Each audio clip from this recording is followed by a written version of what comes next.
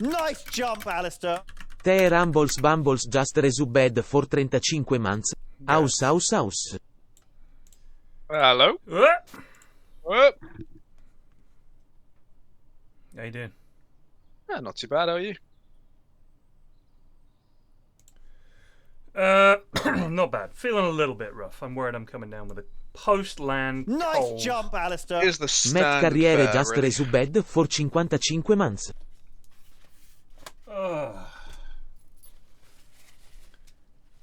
Nice jump, Alistair. Rain Dragon 92 Just Resubed for 6 months. Thank you. Inhouse welcome back Flax. I lost 400 subscribers. Nice like. jump, Alistair. Mighty 284 Just But I Resubed don't know for if- 52 I don't know if months. that's just because I've been away for so long, people haven't been able to resub, or if they're all like, he's never coming back. I think it's a pretty well-known Twitch fact that if you leave for more than 2 days, you lose hundreds of subs. It's true. It's true. Someone has been here since 5 a.m. Or sorry, it is 5 a.m. and they've been waiting for this. Good God. Need to find some other hobbies. Nice It's jump, definitely a Alistair. waste of a day. Silmoti Just viewer. Resubed for 54 months. I love tag and Fane House. Do you know how Hope many you have months a that is? wonderful time this evening. Chiocciola Pyrion Flax. 54? 54? It is Nice indeed. jump, Alistair. Obo with 2 shotguns Just God, Resubed for for the tiny amount 41 of months. Italian I know. Great work at the Major. Thank you. I enjoyed the major greatly. Nice jump, Alistair. Torondor 123 It Just was a pretty good Resubed event. for 15 months. I said the major was great. The only issue is a lot of the DOTES was not. Nice jump, Alistair. Redalus Just Resubed This for patch has 103 some months. serious Jesus problems. fucking Christ. I mean, you know, obviously, people may disagree with this. I don't think much has changed for POS 1, 2, and 3 at all. That's interesting. You mean in because terms of the builds? In terms of the builds, the heroes have changed, Right. but I think the way you play Dota has not changed at all. But for 4 and 5, it has massively Nice changed jump, and Alistair. has become very Rogan exciting Just and interesting. Resubed for 18 months. I am not Italian. So I would agree with you that it's definitely more Nice interesting jump, Alistair. and more Sir varied. Smash in 1 Just Resubed for 12 months. there's more stuff that 12 you months can already. do Wow, in Flax, terms of- Peepers, Flax, Goose, Thank you. Flax Tour. I mean, the lanes are way less rigid. Yeah. It's not uncommon to suddenly see 3 people top and then 3 people bot, and then there's like 6 people here and there's 8 people there. Here are the Nice problems jump, I've got with it. Alistair. And you can tell me if you Stanitz agree. Just Resubed for 79 months. Wow. Thank you for the sub. So, first of all, the amount of gold you get for killing people is so insane that the games blow apart wide open because of one fight. And that I don't like. That it goes from, oh, this is a pretty even game, they've got a 3k gold lead, to, oh, we lost a fight and now they have an 11k gold lead. Because in addition to all the money you get from the kills, Alistair.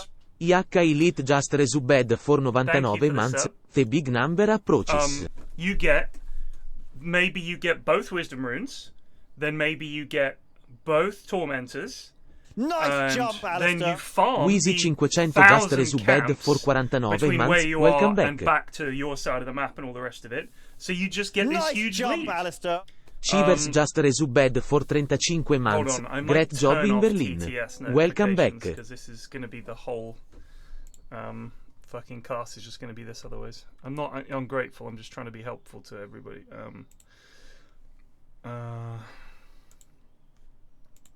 So yeah, so the swing is so big when you win or lose a fight that so many of the games go from everything is okay to this is a fucking disaster and now I don't know what we do because we're now they've got 2 items on us and they're definitely going to win the next fight and then we're really fucked. So that's problem number 1 I've got. Problem number 2, how many fights were there at Roche that seemed like good fights? And how many of them were, oh, you're at the Roche that's next to our outpost, and since that's always, they always want to take the Ags Roche, everybody's fighting around the Radiant Roche. And the problem with that is that you have a 5v5 fight, we kill 4 of you, things are looking good, oh, you all bought back, and now because you kill us, and you get so much money, the buyback doesn't matter. And you get Roche and the Ags, and then the Tormentor and the Wisdom Rune, and all the creeps, and you take 2 towers. Nobody gives a shit about towers anymore, or really buildings. Like you saw people diving for kills over buildings People do not care. Think how often mid was where people would battle to hold on to these important towers. No one cares. No one gives a shit. Who cares? It's just mid tower. Mid is a fucking ghost land. The whole area around the mid is just a ghost land. And I just don't like it. I think it's silly. And all these items that help you live. Why do we need the Pavis? Why do we need the Pavis? What is this? Why do you need another item that helps people live? They took race packs and they said, all right, what if it was just one person? But at the pro level, that's all you need. You just need one person to fucking live. So you just chuck a Pavis on them and they don't die.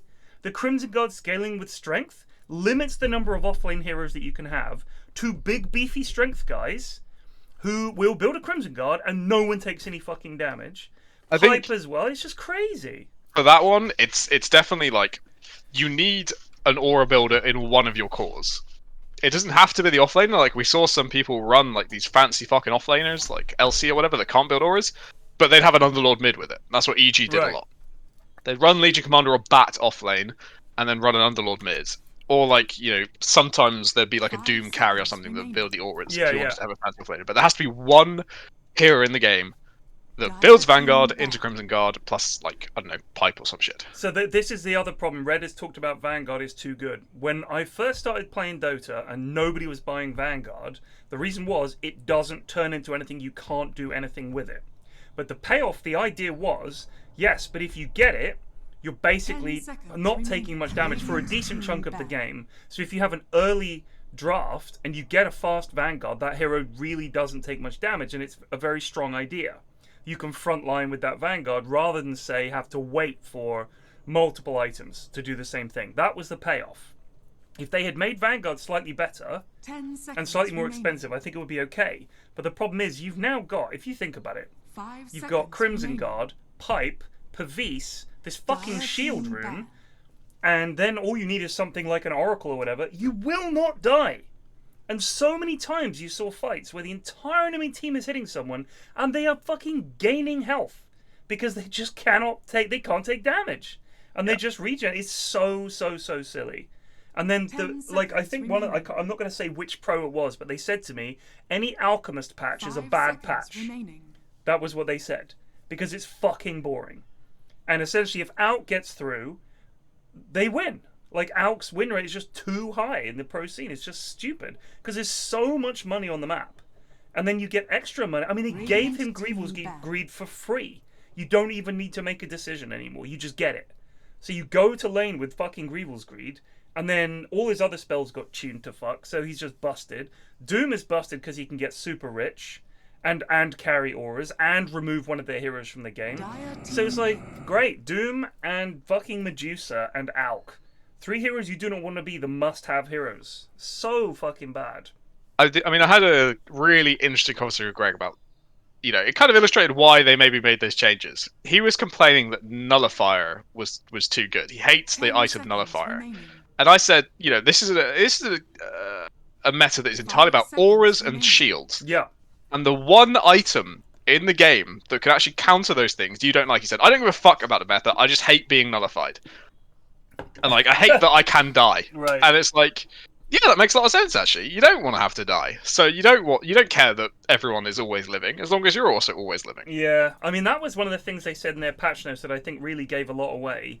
When they said, nobody likes being stunned and not being able to play, so we've nerfed stuns. But let's look at the heroes that has then destroyed. Sand King was destroyed by the dust bug change, right? So he can't. Sandstorm is useless.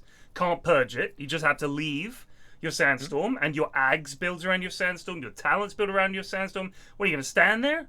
I mean, the only way it works is if he becomes the Aura Builder. But he's not going to do what Underlord does and what Doom does. So he's like C tier offlaner. I think he's great, but the problem is the stuns do fucking nothing. Venge is the most dead hero in the game. I don't think I've ever seen a deader hero. Ever. Than Venge on this patch. Her stun is fucking pathetic. It doesn't pierce spell immunity. At max level, it's 1.4 seconds. 1.4 seconds. That is so sad. And the range on swap is nothing. And even if you swap them, they're not fucking dying. So, I mean, they just deleted these heroes. These guys have got Alkaio. They win.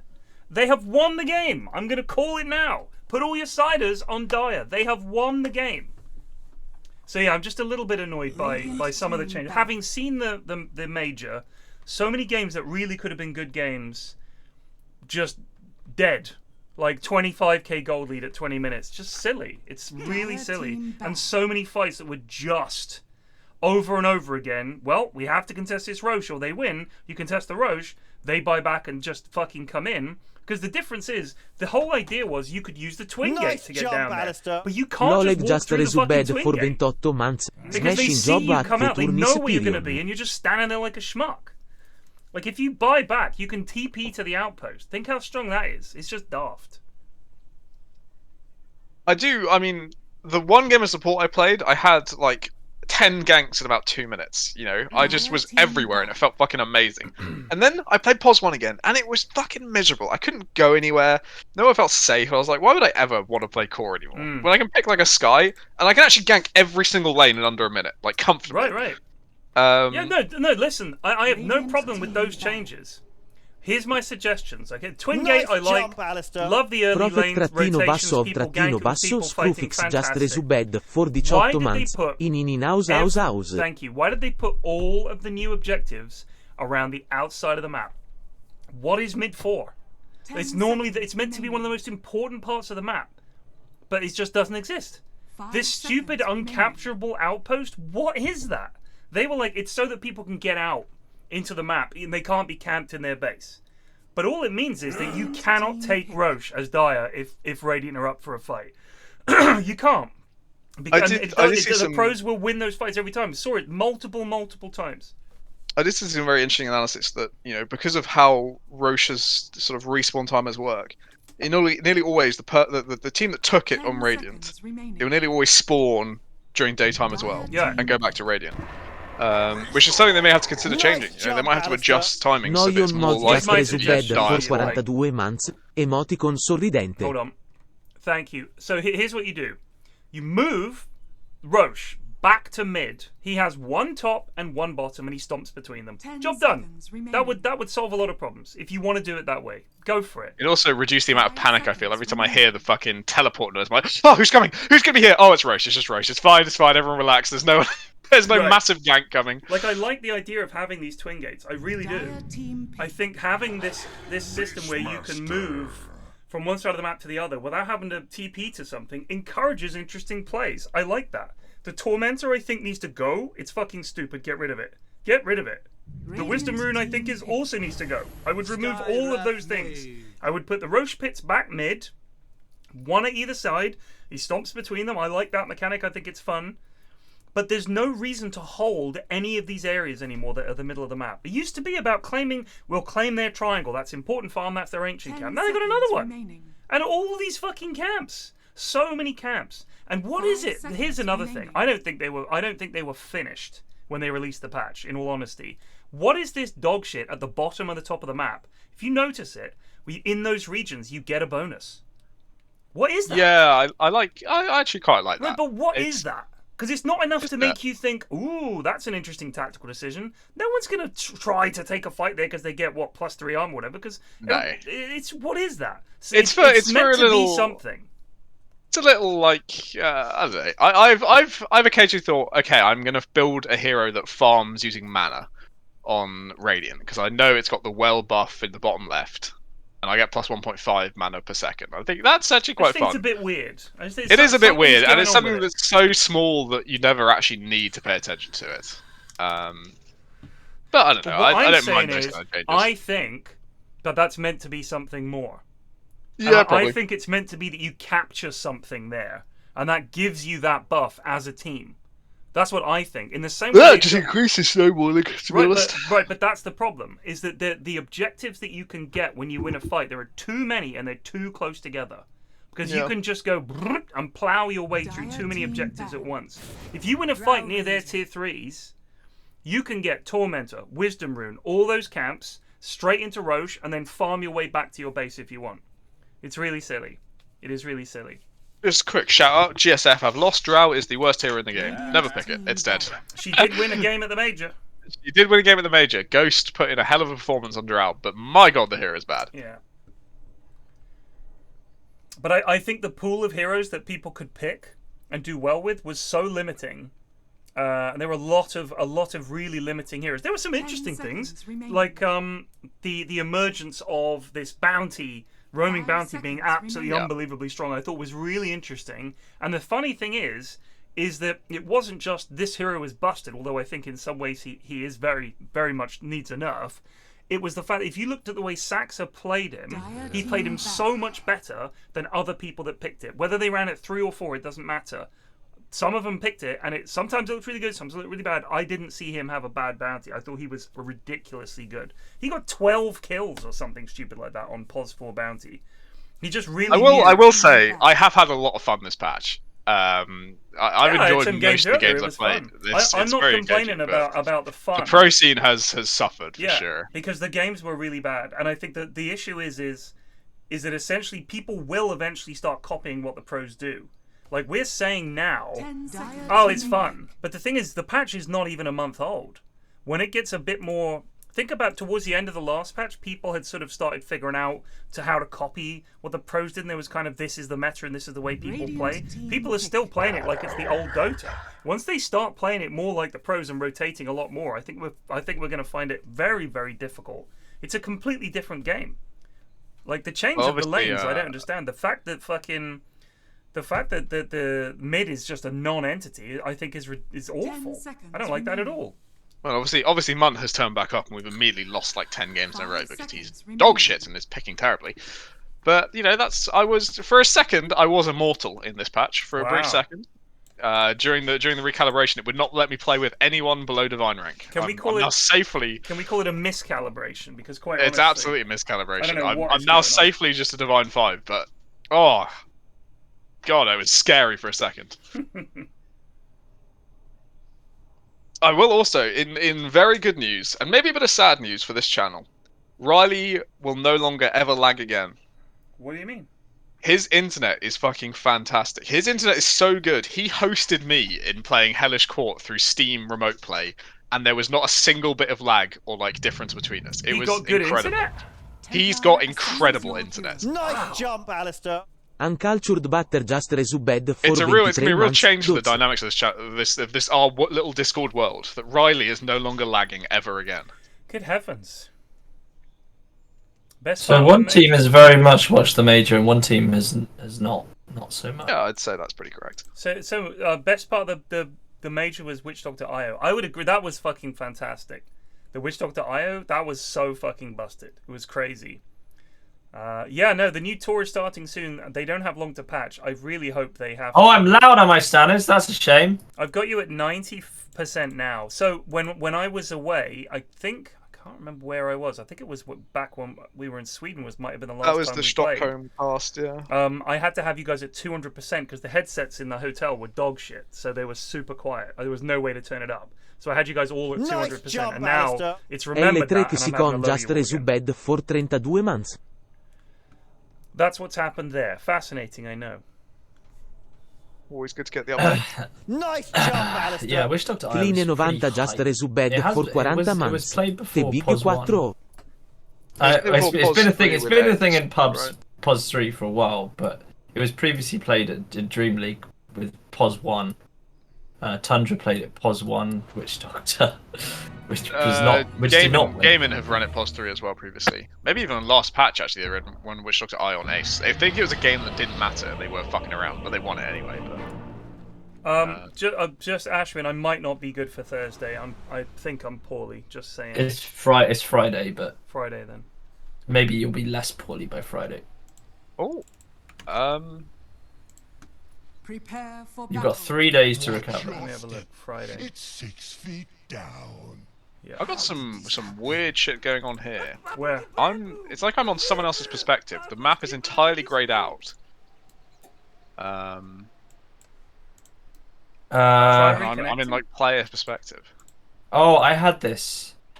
It was because I was spectating a live game before I tuned into the in-houses. Maybe that was what I was try doing. reconnecting. So I just had to. I might have to restart. Yeah. Don't. You just restart it. All right. Well, Right, now be it's right happening. back. No, now it's happening. Give me a yell if it looks like a likely PFB. Okay. Yeah, I think I had that when I was streaming the in-houses. I thought someone was like taking control of my screen or something. I had no idea what was going on. 30 seconds. I'm betting the to long battle. odds. Made a nice tenner on the penis this weekend on a long shot. I don't know what that means. I don't know what penis is referring to. Oh, he means ponies. Ah. Well, Lich was a fairly.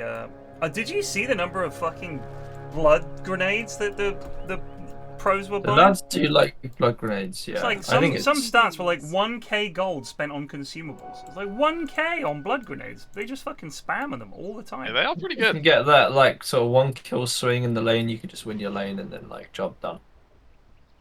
It's 125 damage and a slow.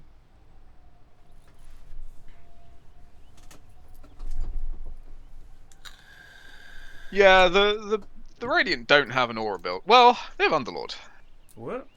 So Dire. What do you mean Radiant don't have a fucking? I meant to aura? say Dire Oh, don't okay. have a because I was thinking the wrong team. I Dire mean, have this Beastmaster they hero, can get and some he things on Beast if they want. he can get like one, and then IO will handle the mech. So I think it'll be okay.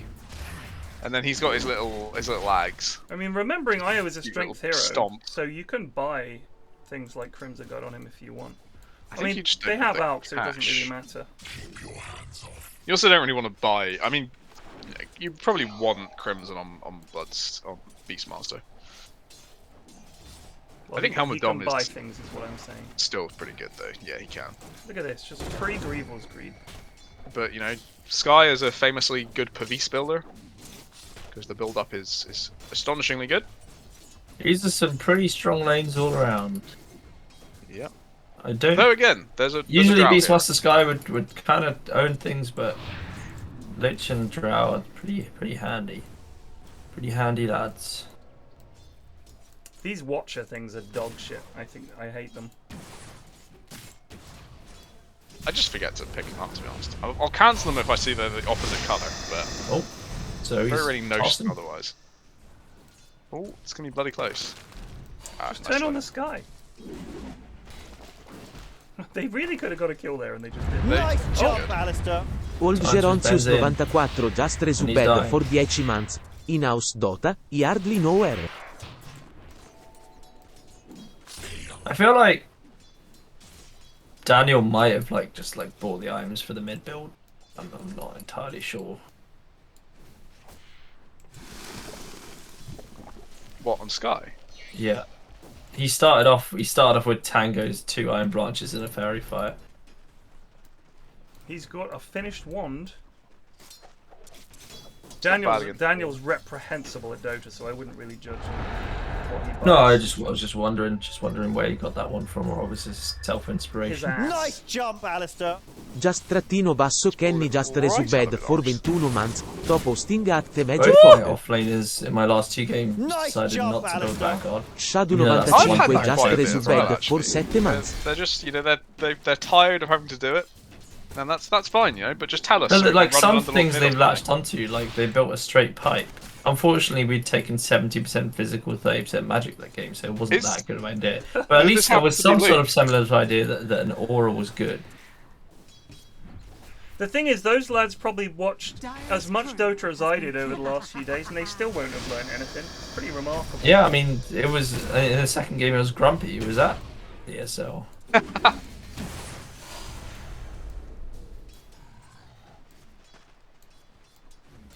I'm not gonna lie, I Nice don't job, think I learned Alistair. that much. Dr. There wasn't, like, Figures I any learned how Messenger. busted the massive- patches in certain ways. I was just talking to Python about it. Yeah, but there wasn't like massive things that like no one knew about. I learned a lot Everyone about knew how you're Alex supposed to fucking play dog, support. Alex fucking broken as shit, Medusa's fucking broken as shit. I mean, like I said to Ted, I didn't learn anything new about playing core. Not one fucking thing. The builds are still pretty much the same. Item system build is still pretty much the same, and farming is still pretty much the same. But supporting, I learned a shit ton about how active you want to be, about where you want to be playing the map and stuff like that. So I was happy that I was able to gain that knowledge. At least. They're going to win with this Drow, aren't they? I think Drow TA is the best way to play Drow, because at least then the TA can be strong. But she really, like, They picked her to counter this Alk with hypothermia, but the Ags is a fucking sucky build-up, and it's miserable to fit in somewhere because you need so many other items. But if she can get to Ags without being punished and get a fight or two in, she does destroy Alk. Like, no word of a lie, she slaughters that hero. I do think the Primal Beast is interesting because, of course, Refraction is going to stuff her with his stomp around shit. And also, he can just charge in and get on top of this drow. So, that is something. I wonder if TA versus... Primal Beast. I wonder if TA versus Primal Beast is basically some kind of meld-based build. Just have quite a bit of burst, just to get him away. The same way you do against MB, you know. Does not think the same, or whoever's playing it. Clavs. Clavs doesn't think the same. Clavs... I don't know, I want to see what the Now he's got it. He's got it now. Oh shit, he's actually going to kill. Oh, he doesn't have boots. Jim. Get the Psy? No, let's try. I mean, the big winner of this laning phase so far, Jake is stomping top lane. Yeah. I mean, all of our heroes doing great. Alk is not doing great. Alk needs to do this thing where he goes farms the small cap. Get a couple of stacks on it first. Timorous Prawn is taking deeps. Fascinated to see what Timorous Prawn is doing here. Here comes back Louty Sam with the whip. Give him the taser. Now, is Bash going to use this blood grenade? I mean, they definitely could have killed the Beastmaster if he blood grenaded him like twice already, I think. If I was Bast, at this exact second, I would be portaling top right now. Your lane is kind of okay, well it was kind of okay under tower. You can go top and just kill Io again on return, that lane is over for Alk. Either that or go mid, right? Go mid and secure 6-minute ring. Yeah. It doesn't feel like you can be passive in lanes anymore. Just tell your carry to suck it the fuck up, go farm this medium camp and go win a lane somewhere else. Also, this is like a massive has nerf then. Oh yeah, it's a nerf to all the dog shit support cannot play any possibles anymore. That's what it's a big nerf to all the lazy gamers. Death and good are linked. Instant access to mud golems. Yeah, I guess that camp is pretty easy. And the ones around the back there are pretty easy to get to for him. Oh, Clavs is going to try and kill Ben here. Yes, well, He's going to do it. He does do it. And Beastmaster also dies. Wow, I backed the wrong pony.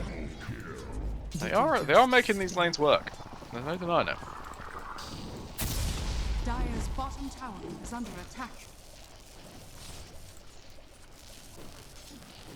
I mean, this is one of the downsides of the IO. It's hard to control the lane, right? You don't really want to wander away and pull. You lose 1v1s to almost every other support. So unless you're capable of bullying the POS 3, you don't really do much in the lane. You just kind of sap your carry's XP and chill out. And they are very much not capable. Underlord. They're very much not capable of punching. Stop punching Underlord, Zoe. You do nothing to Underlord. As an A armor and a Vanguard, and you hit like a kitten. Punch him, he's just taking 0 damage. I'd like Zoe to get a Basilius, because Io's not building any mana regen for Zoe at the moment, so you want to get a Bassi, and it just means you can constantly spam out Qs. Look how hard it is to kill anything. You're hitting like a level 1 hero. That's what you got to think. They are going to kill someone mid at least. Big thump from Ben. This dust thing is so stupid.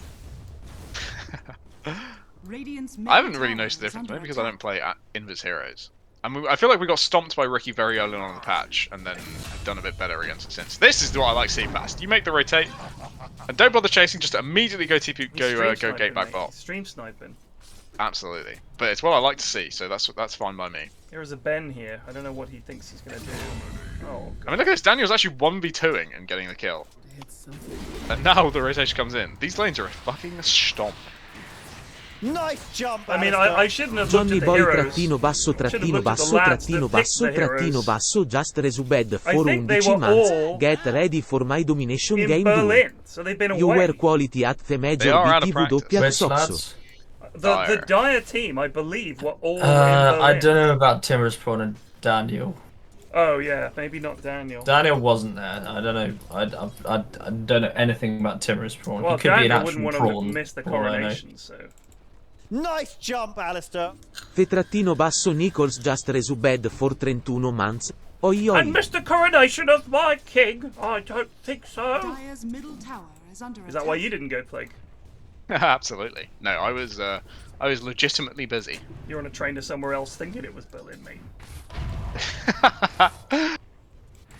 It's a reference for people who've been watching the in-houses. For regular in-house watchers. We'll see how he picks it up.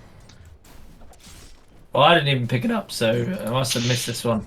Plague Yeah, got but on you a don't bus, actually got on a pay bus to attention go to see the- someone, and they were not at the place he was going. Oh, this is the Oxford thing, yeah. This is the Oxford thing, yeah. Oh no, look out! Jacobs is going to be stunned. He's in Comes- grave danger. Oh, Jesus, fuck me, that wow. damage. It's my favourite part of any Nyx game is a lot of the time when you kill the enemy team, they will ping how much damage you did, and it's always like 1,600 in half a second. Oh, the turnaround! Oh! Mid, so Ben, It's going poorly. whoever it was playing Primal Beast, I think it's Ben, decided to dive the tier 2, Radiant's middle and tower is under Clavs, attack. being on very low health, melded with Refraction on, Lich TP'd in, blasted Silencer's Ben, he stomped around thinking, what the fuck do I do now, and then died to the TA. So he just hit level 6.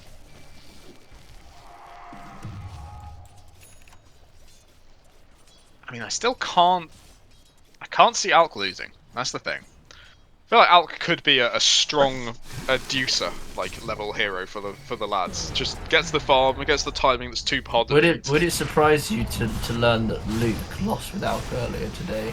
It would not surprise me. Luke is just a He terrible did player. go Radiance, and then he went AC, which I wasn't happy with him for. He does this every game. He has not varied his build since he started playing it like a few months Yeah, ago. but I He didn't even always think it was goes good Radiant when he AC. started. Anyway, it doesn't matter. We lost because I also fucking sucked, and everyone else sucked, so it's Dire's alright. bottom tower is under Yeah, attack. that's nice. It's always nice when it's sort of communal.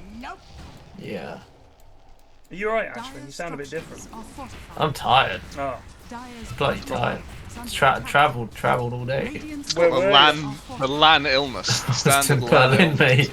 Oh yeah, but I've been here. I've been home a day. Did you guys take a day after to hang Yeah, out? I went over today.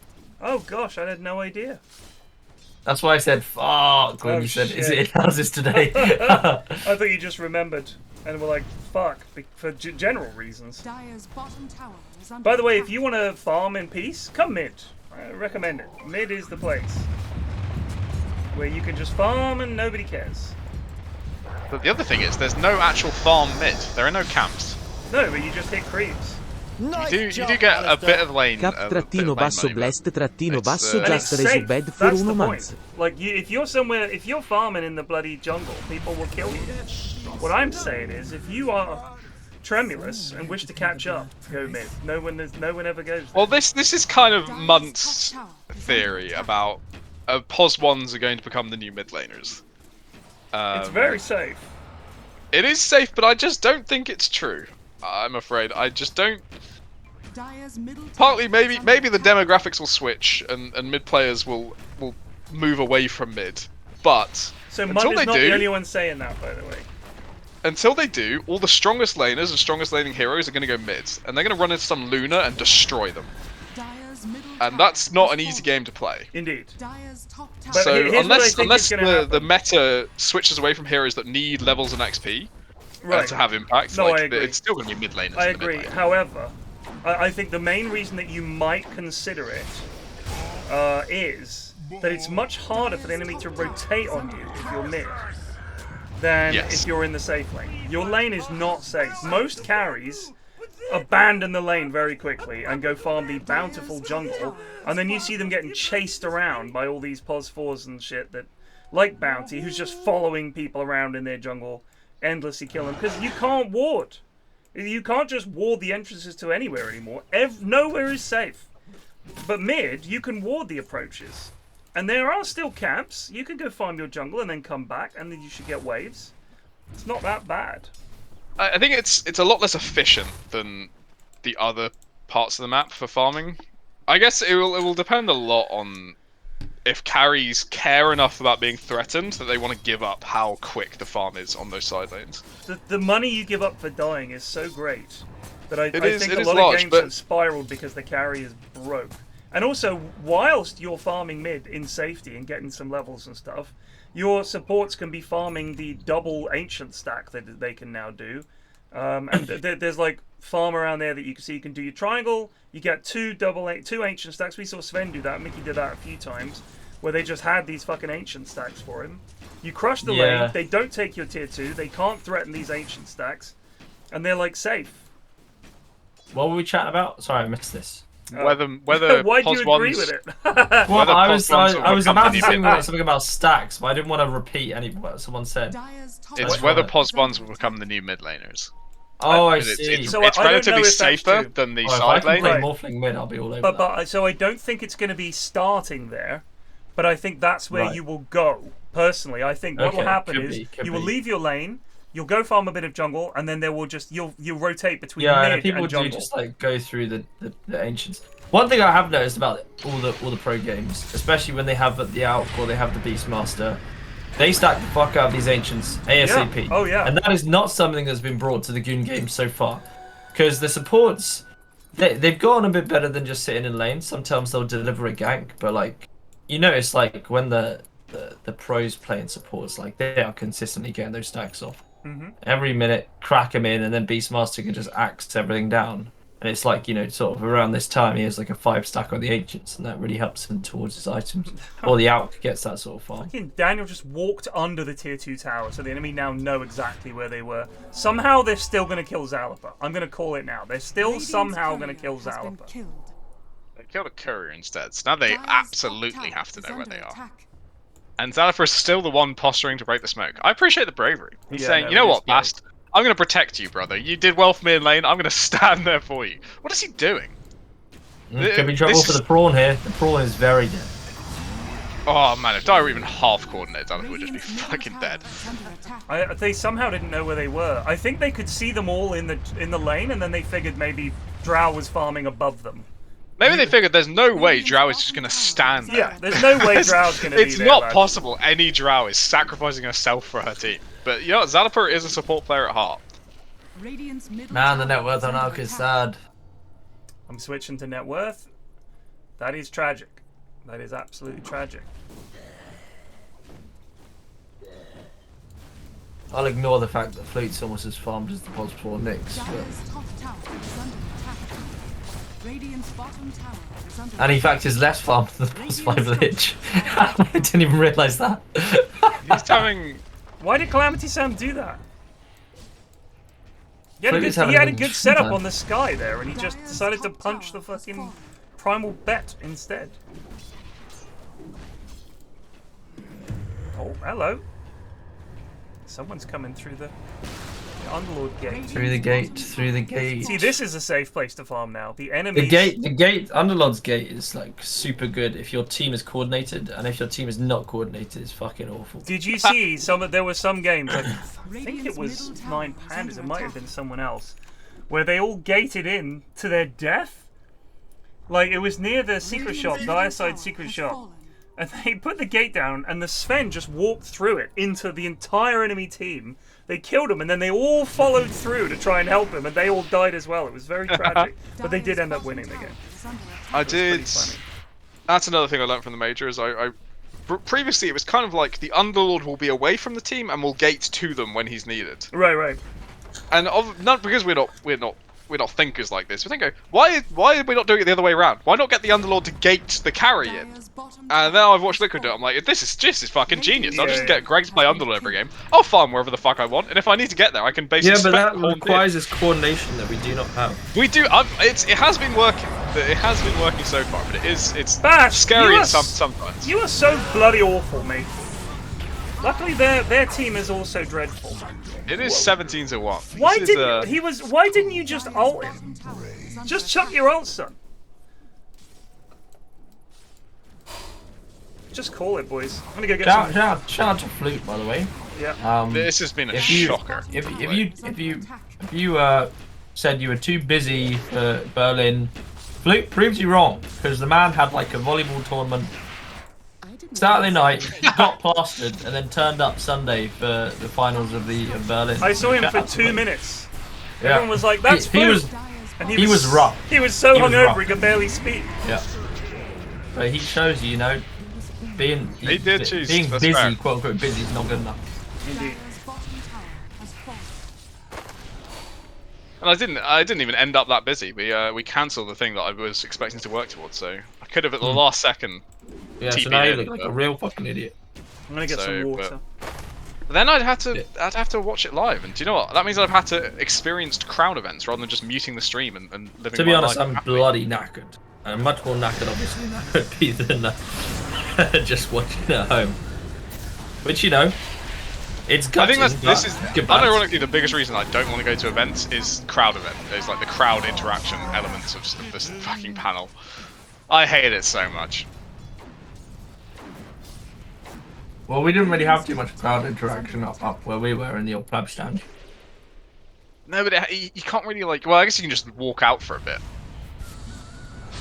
But that's not as fun as just muting and playing a different game, Or muting and watching the coronation. It was a good time. Dire's bottom barracks Yeah, I did not get to see They Chaz called put it. on his funny hat. They've called Flew it. with the Giga Chad called GG. Well, he Right, knows there's not enough people around for 3 games today. There's a strong chance he can just come back in game 2. They call GG. Goon Special Forces take game 1. I'm gonna head back over to a panel, see if they can break down this game. Yeah, thanks, Ashwin. Quite the victory for Goon Special Forces there, Plague. And honestly, these lanes went atrociously, didn't they? Yeah, we're gonna have to see a bit of a stronger laning phase from them in the next game if they're hoping to take back in the series. But after a dominant performance like that, it's gonna be how can they reset the mental going into game 2? And Sheep, just looking at the graphs for this, after about the 5th minute, it was just GSF all over the map, taking towers. Was there anything that Dire could have done with this lineup to turn it around? Am I meant to be sheep? Yeah, you got to be Sheep now. Well, oh fuck, do I have to go higher? Well, Ted, I just think you drink a little bit too much to be on this What panel all was the time, that? What was Actually, that? wait, one second. Ted, that's insane. You drink so much. You drink so much. All right, now hold up. Yeah. I can't remember what it was in what context. It was about you not knowing what Shui was. Right. Oh yeah, that's right. That bitch. She's dead to me. I can't do anything in my own fountain! I love this one too. Stop being so selfish. Let me play. That's so Jump, good. Alistair. Varlo sums up trattino basso everything about obs playing just in resubed a for nice 20 months. package. What's this one? Bevved. Ted, that's That's insane. the, You drink so much. You drink so much. All right, now I'm hold gonna hear up. it again. This is my all-time favorite though. Don't say yes, Hoz! What have I told you about that? Don't What say have yes, I told Hoz. you What have I about told you that? about that? Don't say yes, Hoz. What have I told you about that? So good. That was 23-1. Fucking hell. It was like watching Shopify play. That was disgraceful. Oh, Ashwin, I've got a present for you. You do? Yeah, if you want it, it's a Shopify jersey Oh my god. that Crit gave me. I didn't get any signatures, but if you want it, it's yours. I would absolutely adore to have that, Alright. so. Mrs. F doesn't like it. She's like, "Oh, it's horrible." I was like, "This is a really nice team jersey." NA. Ugh. No, but Nice if you want it, it's job, yours. Alistair. I'll Necondus bring it just for you. resubed for 6 months. That LUL. is the nicest thing that's happened to me all year. Finally. It's all coming up Millhouse. So Crit, once they got knocked Nice out, jump, Alistair. Gake obviously had a bit more 710 time just to chill resubed out. for 51 months. Thank you, Jake. And we had the hotel lobby crew, which was me and Fogged, obviously. That's the core of any hotel drinking crew. Yeah. And then Bulba, Crit, Sheep, Nat T, Manon, who does the socials for OG, Kezu, Sind, and Sunsfan would stop for one and then go up and play Dotes and other games. And me, and it was a nice little crew. And Blitz would join us sometimes, and this was like the sociable people that can hang out in the lobby and chat. And like Quinn would come down and chat. It was really, really nice. It was a good vibe. And the thing is with the hotel lobby is, obviously people come and go, but you see everyone coming to the hotel, and more often than not they come over for a chat and stuff. So you meet all kinds of people who are sort of involved in various teams at various levels and all the rest of it. And it's really interesting. Some of the players are really nice and sociable, and some of them just go and hide in their rooms, and it was interesting. Crit is probably the most sociable of the players in that way, I'd say. He's a top lad. Big fan. Love Crit. Love him. Legend Lovely of the scene. guy. Yeah. Friend of the stream, I'm gonna say. Friend of the stream. Football manager enjoyer. Yeah. Made a beeline for me to talk about football because, of course, no one else there speaks about football. Like, none of the players are into football at all. But Crit is, and I am, so we talked about that. So get him on the in-house cast for some football chat. What happened to that lad in the end you mentioned who was stalking the corridors of the player hotel? I think he just fucked off, or someone got him to fuck off, but we didn't see him again. I look completely stoned apparently every time Krieger saw me. You just got that look about you, mate. I do. To be fair. Well, I do have big old eye bags. Me too. Which mate. don't help. Hop in the PFB Enjoyers channel. Oh, sorry. Mira as well. Mira was always good to chill out as well. She's really nice. Cheers, Jake. I don't mind being high. Being high is bants. Well, if you'd joined on with Pred, Yeah, that's true. you could have been high in the streets of Berlin.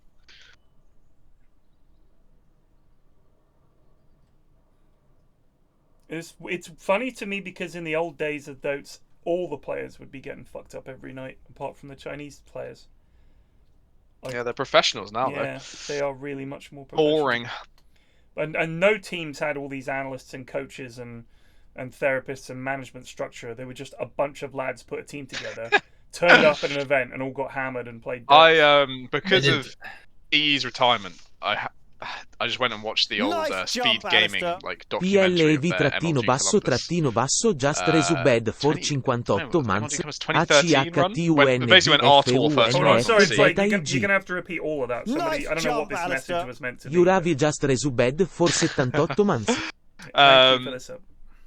So Eternal Envy has retired from Dota. Sorry, say that Calamity again. Trattino Basso Sam Just Eternal Envy Resubed has for left Dota 11 2, that was the months. announcement, and I went, for the nostalgia sake, I went and watched the old Speed Gaming documentary from 2013 about their like miracle run, like the original team of just nobodies getting together with a stand-in of our tour and just winning this tournament out of nowhere. And everyone was so shit at DOTES. It's so fucking funny. You could just see how bad every single pro was at the time. B, you just get that old taste of they're like turning up after like a 16-hour travel and then playing for like 5 hours straight on no sleep. Yeah. And losing every game. You're like, oh, this is fucking DOTES. This is proper DOTES. No like well done boot camps and professionally prepared teams. Just turning up and playing like shit. It's true. It is Even true. 2 years ago, they were bloody crap. Nice jump, Alistair. Nice jump, Jolly Grinch Just Resubed for 79 months.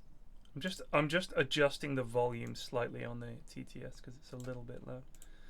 I saw that hang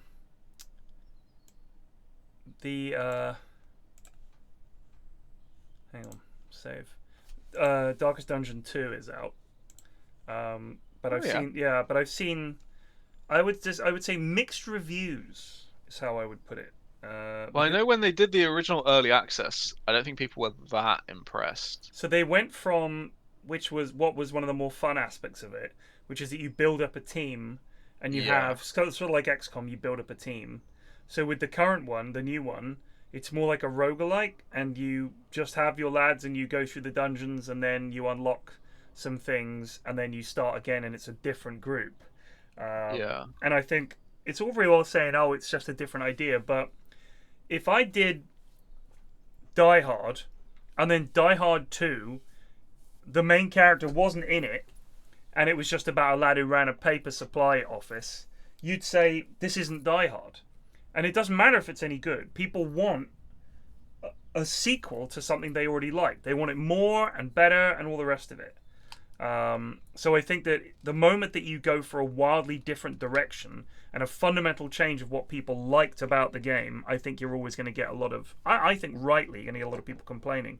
I mean, if Civ, you no longer had armies and you didn't have cities and there was no tech tree, it was something completely different. You would say this isn't Civ, and even if on its own that would be it's a fine game. Don't call it Civ.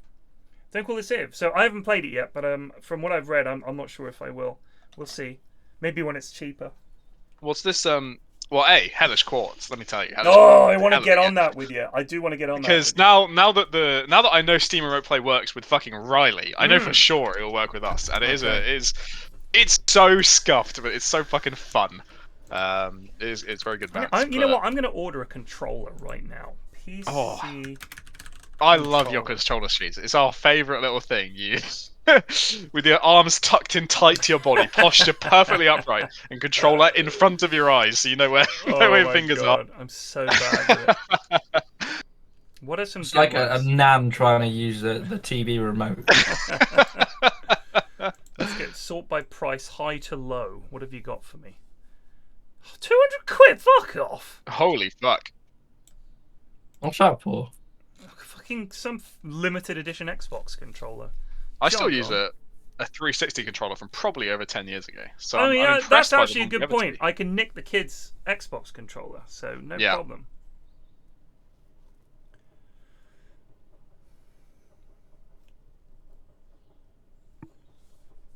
Apprehend a controller from Slacks. We don't live together or near each other. How am I going to get a fucking controller from Slacks? What are you talking about, Stanners? You gone mad? Just transfer it off the Bald network. Yeah. A 29th picture. Oh, there he is. Who is that? There he is. It's Toffee. Toffee, yeah. Why is his head so fucking flat?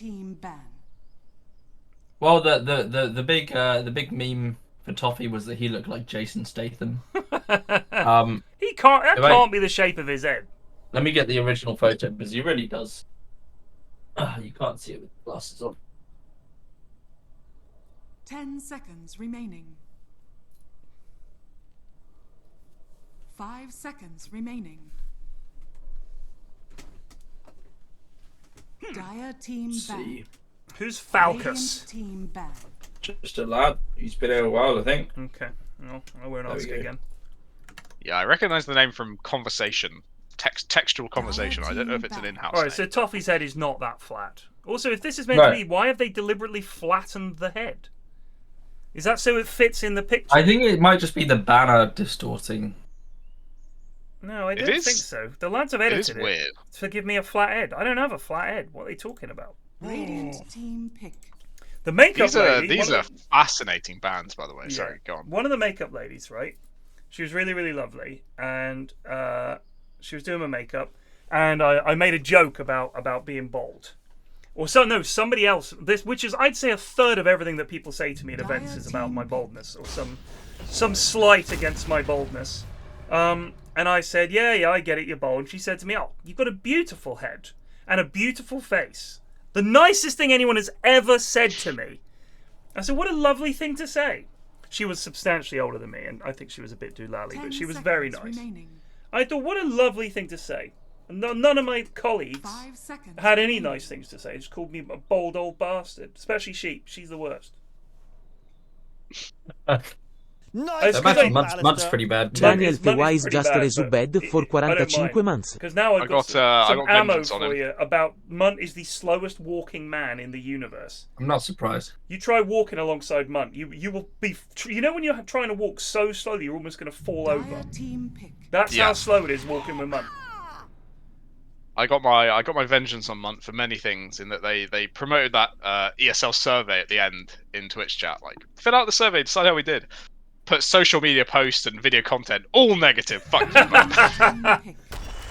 It was great to see him. We investigated a very old and what looked like an untouched vending machine in the back rooms of the venue. And it was like he got this cake that was, I think it was just called cake. That was like it was like it was quite big. It was like the size of two decent sized phones alongside one another. and it was just called like cake or pie or like dessert or treat or something like that. It was a one-word name that didn't really work, and it was filled with cream cheese, and there were only 2 left, and he put his euros in, and he got one, and he he said, oh, there's only one left, and he bought. We went back the next day to see if they'd restocked. Of course they hadn't. He was like, yeah, I bought the other one as well. Radiant team ban.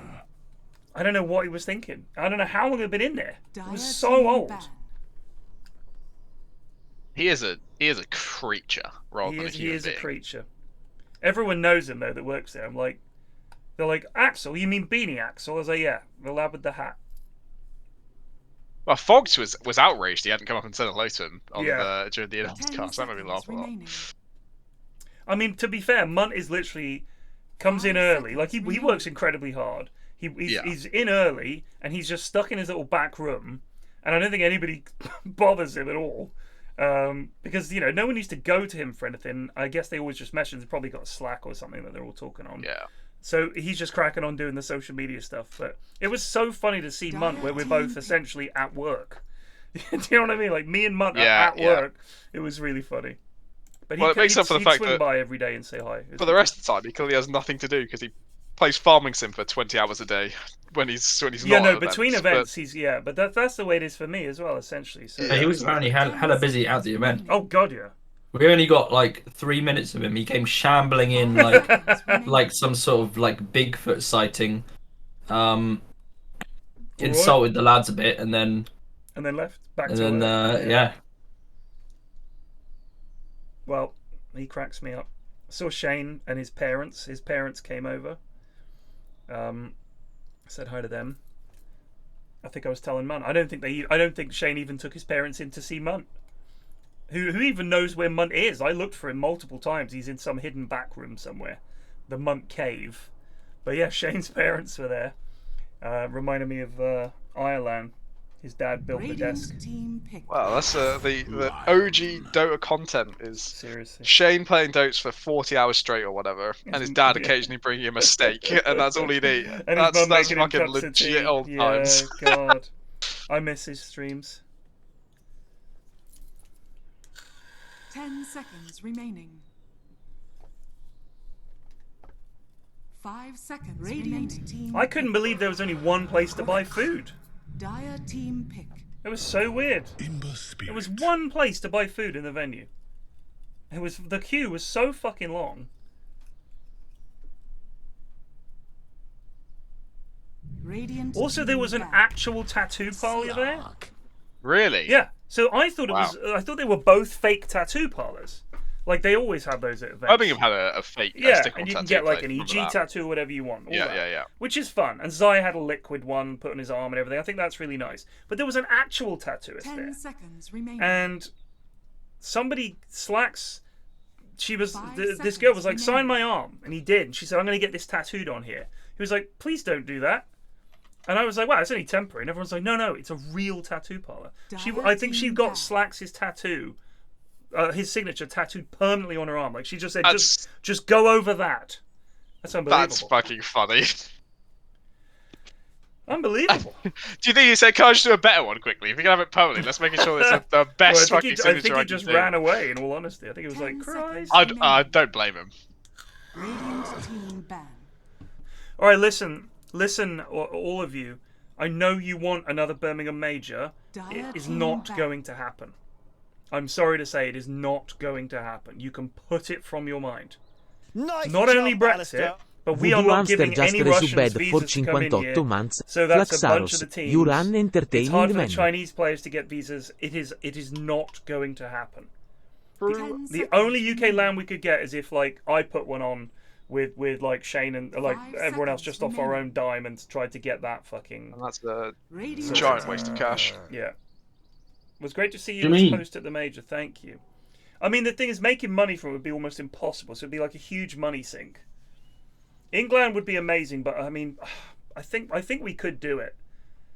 I'm just trying to think. I mean, we could get like you'd get me, you'd get Sheep, you'd get T-Gov, you'd get Owen and Shiva 5 seconds as talent because they don't have to travel far. We could probably sort some money out for people and or at least transport and stuff.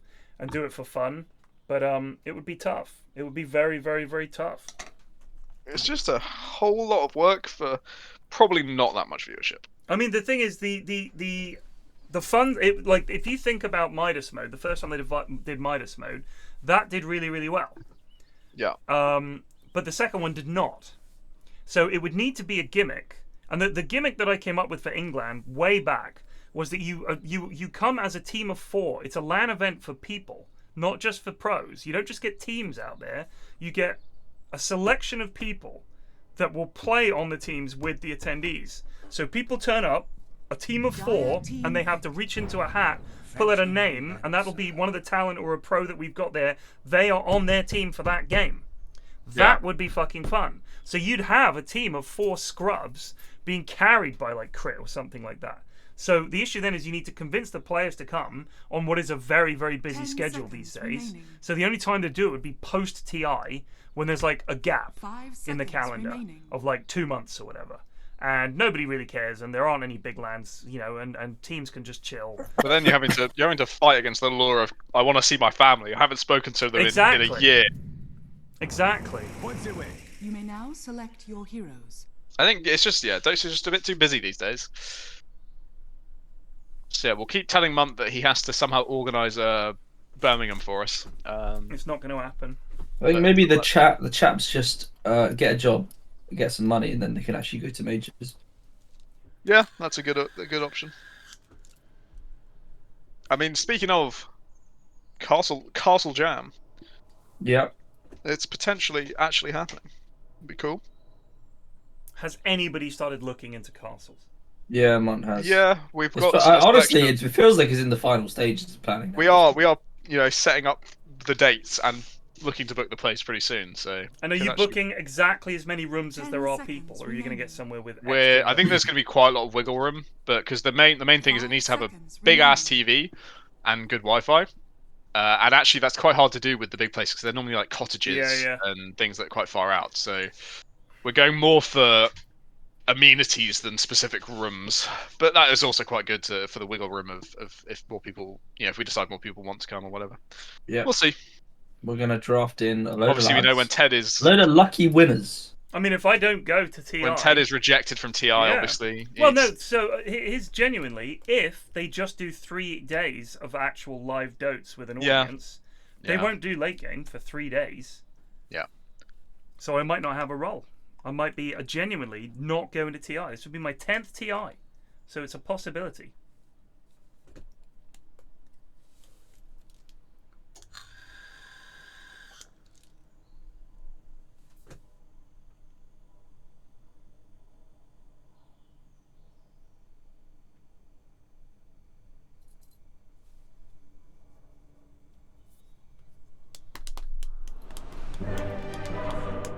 Return of the in-house GOAT X. Who's that? So, I mean, the impressive thing for Radiant is they, you know, after all our discussion pre-game 1 of how bad Sanking is, they came into this and first picked it. They're like, we believe in Sanking, we trust our Sanking player. I mean, I don't doubt that the goons won't have dust, so...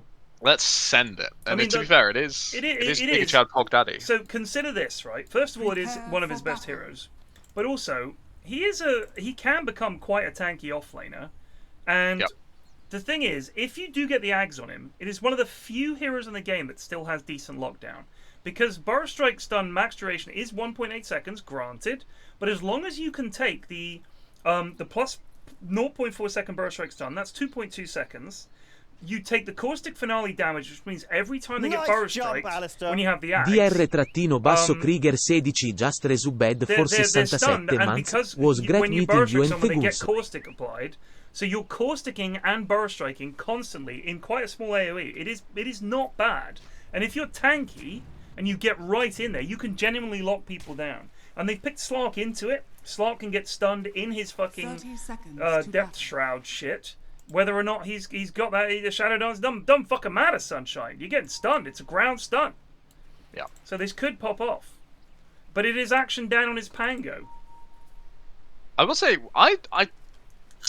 other people may have better memories than me. I don't remember seeing much Snapfire at the major. Which is like a couple of times. Maybe once or twice. Yeah. I didn't recall it. I didn't recall Sanking much. Is it just because I mean, my theory I've come up with 10 seconds ago is it because stuns are so much lower they can't really connect with the ulti anymore, or why's the hero gone? The issue, I think the issue with her is that they're just better heroes. That's it.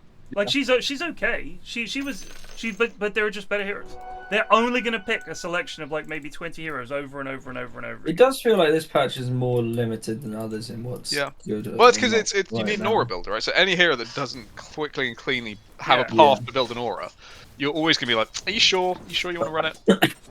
And you know what the number one reason I can almost guarantee you this: if you pick her in the first phase, you don't want to have to run her as a core because there are better heroes. So you know she's a 4. So then you can plan around it. That's most of the they do love the flex. Most of the fucking reasons is literally that. They can flex this. That is it. Genuinely. Which is... Even that draft when was it? Yeah, OG ended up with a +5 Medusa. Right. It just blew my mind of what the fuck is going on. It started with the Medusa, and then they picked AM. So then they picked like Ursa to counter the AM lane, and then it just descended. Like I honestly think that's it. Like you wouldn't run a runner as a mid because you just need a spirit in this patch. That's it. Everybody's running Void or Storm or Ember or Puck as well is good, and or Pango. So it's like, all right. So if I pick Snap, you know she's a 4 or a 5. So you know that's it. We can plan that lane around it. That's how they draft. They just draft for lanes. There is very little thought about what will this do for us later, or let's guarantee the late game, because you know most of the carries they're going to pick if you get to the late game will still be strong as long as they're not countered. They'll have the lane they want, etc. That's it. I mean, I feel like Terrorblade and Slark this patch, despite I've seen them have horrific lanes, like bad, like 10 fucking deaths, no farm, and they still just turn up to the fight, get a 2 kills with Meta or a jammy kill with Slark ulti, and they're back. They're fucking back. Oh shit.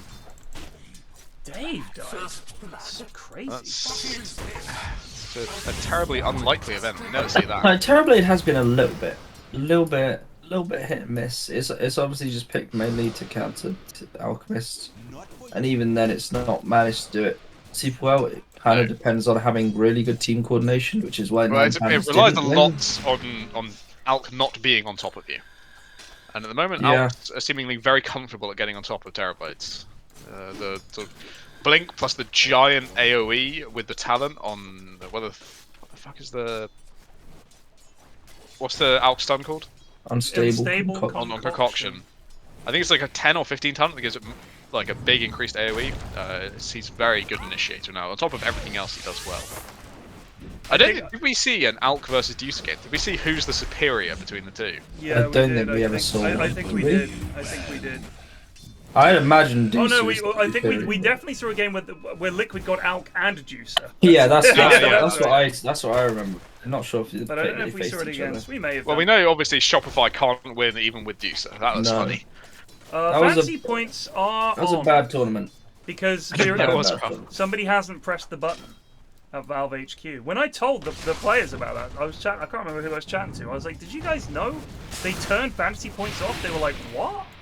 They couldn't believe you were talking. I remember you. I don't know if you told other people, but you talked to Fogged about it during the in-house cast. Yeah, but I think I told Crit about it, or maybe it was Quinn. I was talking about it. I imagine fantasy was not out of nowhere. Like least interesting thing. No, he was like, "What?" Because we were talking about like how they maintain Dota, and what is going on. Like, you know, what are they doing and everything. And we were everybody wonders about exactly how it works. I remember saying one of the weirdest things was that they turn off fantasy points, and he was like, "What do you mean they turn them off?" Because of course, you know, they never see them. But he was like, they turn them off. Yeah. So is it like a server capacity thing? That's or something? what I'm saying. But if it's a server capacity thing, you would just. I mean, it's Valve. You're telling me they're short of servers to run fucking fantasy points? They can handle 1.8 million CS:GO players, but fantasy points is a step too far. Well, maybe they'll forget this time. I'm sure somebody there is turning it off. No, I don't think fantasy points are actually turned off, because MVPs and and etc. based on fantasy points. So if fantasy points are still being recorded because people are still getting MVPs, right? They're just not being shown in games for some reason. So I reckon there must be some code somewhere, but it doesn't make sense. I can't really understand it. Dave is just dead again. Dave dead, and Alfredo Devinator_basso just resubbed for 5 months. So another reason I think when you talk to people about why Sand King isn't getting picked, they think he's dog shit in lane. Like the thing is, if you see the enemy pick Sand King, you're not gonna pick a fucking melee core. Because you don't want to have to go in there and be up against caustics. You just go for something else, or you just pick something that zones him out. Even I mean, they just like rotate the sports bound, and once Sand King doesn't have his sandstorm, he's kind of hopeless.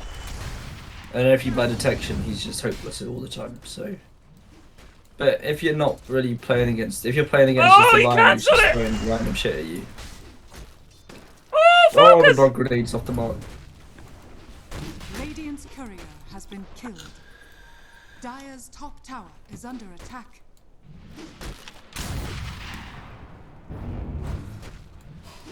He is hunting for this, but I don't think he's even. The bongo! Tower is under attack. They guess wrong. Help there! Steve the Tomorrow's had enough! He had enough. He had enough! People just stomping around in his home. Imagine people come in your home, a massive fucking fish thing starts boshing people. Suddenly this guy with a big stick turns in and 8 of him show up. I do like the I don't quite get the logic of why it happens, but occasionally the tornado creep just shoves you at the enemy when you're trying to pull.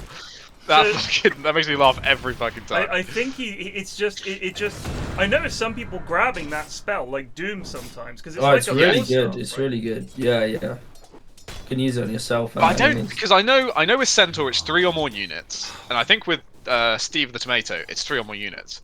But I feel like it's not been that for this tornado. I feel like there's been less than 3 units around, and she's just gone, fuck you, you're not dying today.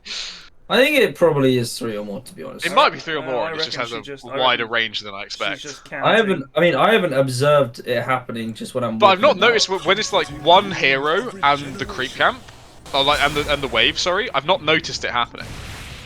It feels like there has to be at least 2 heroes for it to want to shove you. I reckon she does it when she's had enough. Yeah, that might be it. Just get sick of it all. The big thing about the other 2 is you got to be standing kind of on top of them. Maybe the Wild Wing is like. So long as they're in range of my tornado, then Just a quick aside, for have people learnt the new timings? 8 minutes in, both Wisdom Runes still untaken. Yeah. First Wisdom Rune kind of blows. True. It's well worth it. But that does not mean that these lads remember that. They just don't remember the Wisdom Rune. If I was Dave, I'd definitely get it. Yeah? I mean, Dave is currently... Oh, I can't see how much XP he is off this level. Alfredo down, here comes Bonnie Joy. Funnier than Greg, is that a thing I said to him at some point? Yeah. Yes, that is the thing we've said.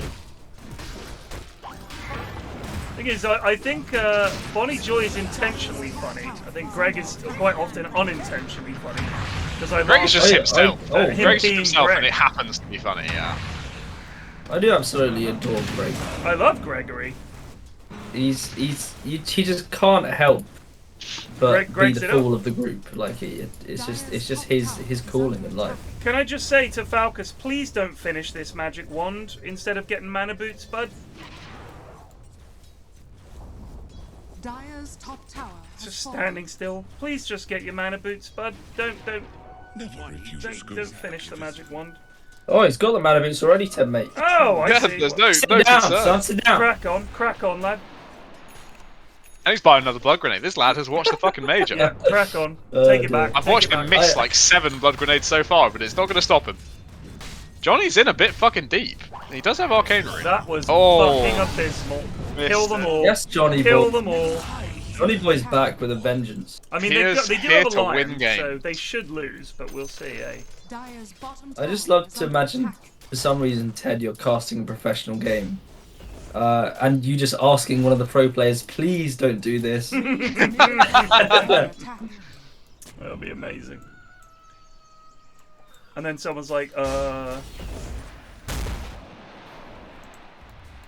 Thing is, whenever someone is like idiotic, either on the panel or in the cast, unless it's Sunspan and Sin, they're quite nice about bringing it up. Yeah. If it's Sunspan and Sin, it's all hell breaks loose. But they're I mean, I somewhat enjoyed like OD and Notel's cast. But you can tell the lack of synergy was like the energies were so different. In the final, they were actually pretty decent. Yeah, they got a lot better. Other times less so. But then I watched Sunspan Sin, and it's such a just smooth show. Like every fucking comment is so funny. And SVG and Cap, it's just like you can tell they're having like a whole lot of fun. Yeah. Oh yes, Body Joy. Dave just fucking casting all his spells at once there. Yeah, there was a lot of stun stacking. Here comes Sand King. He wants it. He has no ulti, but it's a lot of damage. Oh yes, Pog Daddy. Yes, Dave Valkus. I mean, sorry, you that was can't just beat instinct. Pog Daddy and Bonnie Joy, apart from the times you can beat them, which is a lot of the time. Action Dan on his Pango, doing poorly. Cap and SVG are honestly, I fucking love their casts. They crack me up so much. SVG is one of the grumpiest people I've ever met, but in a very funny way. He's fucking hilarious. I think that's a lot like Greg, but I guess less animated than Greg. Yeah, he's quietly grumpy. Oh, trouble for Dan. Trouble for PL. Never mind, it's trouble for PL. This fight, this bot has been happening for a long time now. Slark is just farming mid caps. This is Dota now.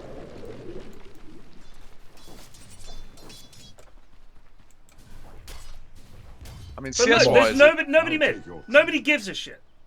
Nobody fucking cares. It's just here. That's the only place people live. Yeah, the lore from him is so funny. You mean the Vul Rebellion? the Vul Rebellion. Who'd even knew about that? And he knows off the top of his head the names of everything involved. It's incredible. He's a very smart lad, SVG. She makes some videos on it. Cash in. Alright. Well, Stacks has discovered the market for that is not as good as he thought it would be. The amount of time he puts into those fucking vids. Yeah, like well, I guess there's a lot of views. Ashwin smashed him, honestly. Yeah, fucking the history of gravity or whatever it was. That's what people want. Yeah, well, history of I tax think law you now, gotta mate. get, That's what you you gotta need to go get, into. you gotta get kind of lucky. I think it's that video in particular, I think popped off because Veritasium made a video on like a similar topic, like in the same week. So half the comments on my video were, "Did you see the Veritasium vid on the same topic?" Which I had, but you know I regard it as pretty lucky that I just happened to make it at the same time. Yeah, he was doing it. It was that's not to mean it says it wasn't a bad vid. It's just there's quite a lot of good content out there that just goes to miss because there's just quite a lot of good content out there. Yeah, it's true. Yeah. I've started to lose my faith in Tom Scott vids of late. Really? Well, he did. He did say he was right now. They're not that interesting. He said something about how he was losing inspiration and yeah, this train goes between two very clean places, and they have to keep it clean too. Do you guys work that one out? They have to keep it clean too. Fuck off, mate. Really, I was not intrigued by that at all. That was one of the most boring vids I think he's ever done, in all honesty. Agreed. I didn't actually start watching until 30. This is the cleanest train in the world. I was like, wow, what a setup. Dire's bottom tower. I mean, the thing is, I'll always give them a chance because the microwave one turned out amazing. So I'll always go, maybe this is something more interesting than I thought. But sometimes it just is a kind of clean train. Yeah, some of them are classics. But a lot of them are just it's not just non-stories. I mean, he said himself he's tapped out. Like, I completely respect his body of work cannot be doubted. He's done some really good vids, and he's investigated some really interesting stories that I think a lot of people hadn't, and he goes to some places that are really weird. But I think his interest is clearly incredibly niche, and he gets inordinately excited about things like a basket full of locusts, which was a decent vid, but it wasn't like as interesting as some of his other ones. Radiant's bottom tower is under attack. But he keeps trying to do all these things where it's like him and his mates, and they're doing a quiz show, and I have no interest in those. Yeah, that's you know, I think it's good he's got a second channel. I'll put it that way. But I'm not going to watch it. Like I'm just not. Like I feel like his friends are the kind of people who, to me, when I watch them, I'm thinking if these people were at a party, they would be the people that I would be trying to get away from. What, are they giga nerds? I've not seen they're just like the nerdiest nerds imaginable. Oh, what a play! Bonnie Joy is actually kind of pop. He is actually only on Ember, unironically. Ember versus Pango is a classic matchup for the major. I took great joy in the fact that Leshrac was owning people in that final game. That's Quinn. Lovely bit of Leshrac outreach. Radiant's bottom tower has fallen. I don't know. That game was the craziest Leshrac performance.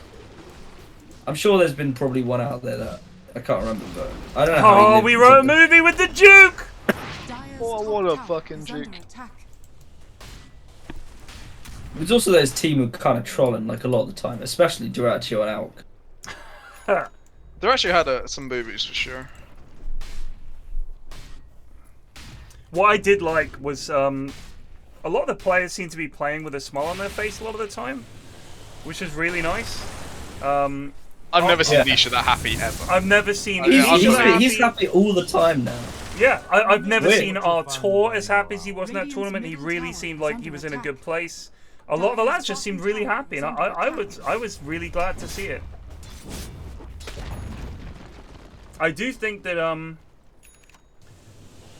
think one of the first things I said when I got to Dream League was that there's still so much fucking Dota. It's actually ridiculous how much Dota there is. We've got DPC next, and then we've got the Riyadh Masters, and then there'll be another Asia. And there's another Dream League. Yeah. So the Dota Pro Circuit... Your stomps are going up then, mate.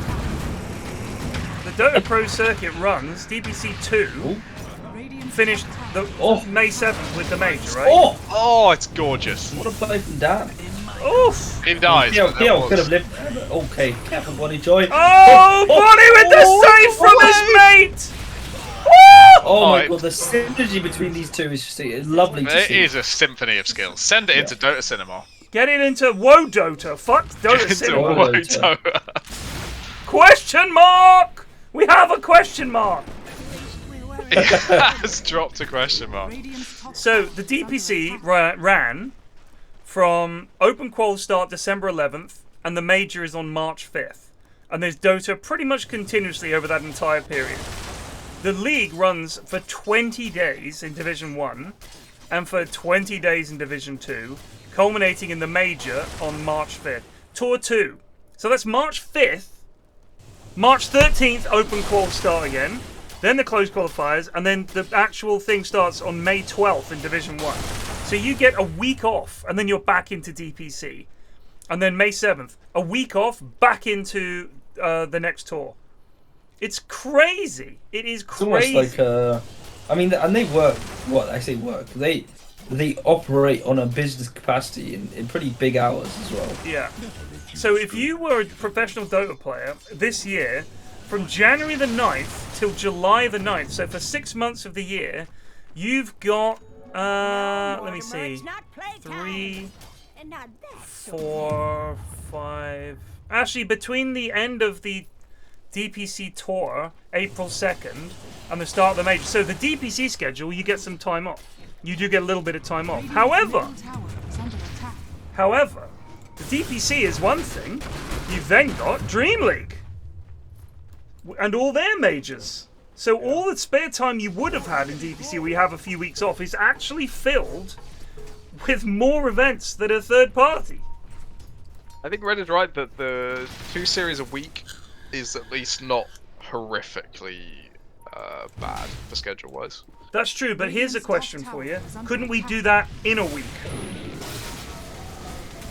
And yeah, then you'd have I don't know more if the time pros would off. prefer that or not. I don't know. I think they would.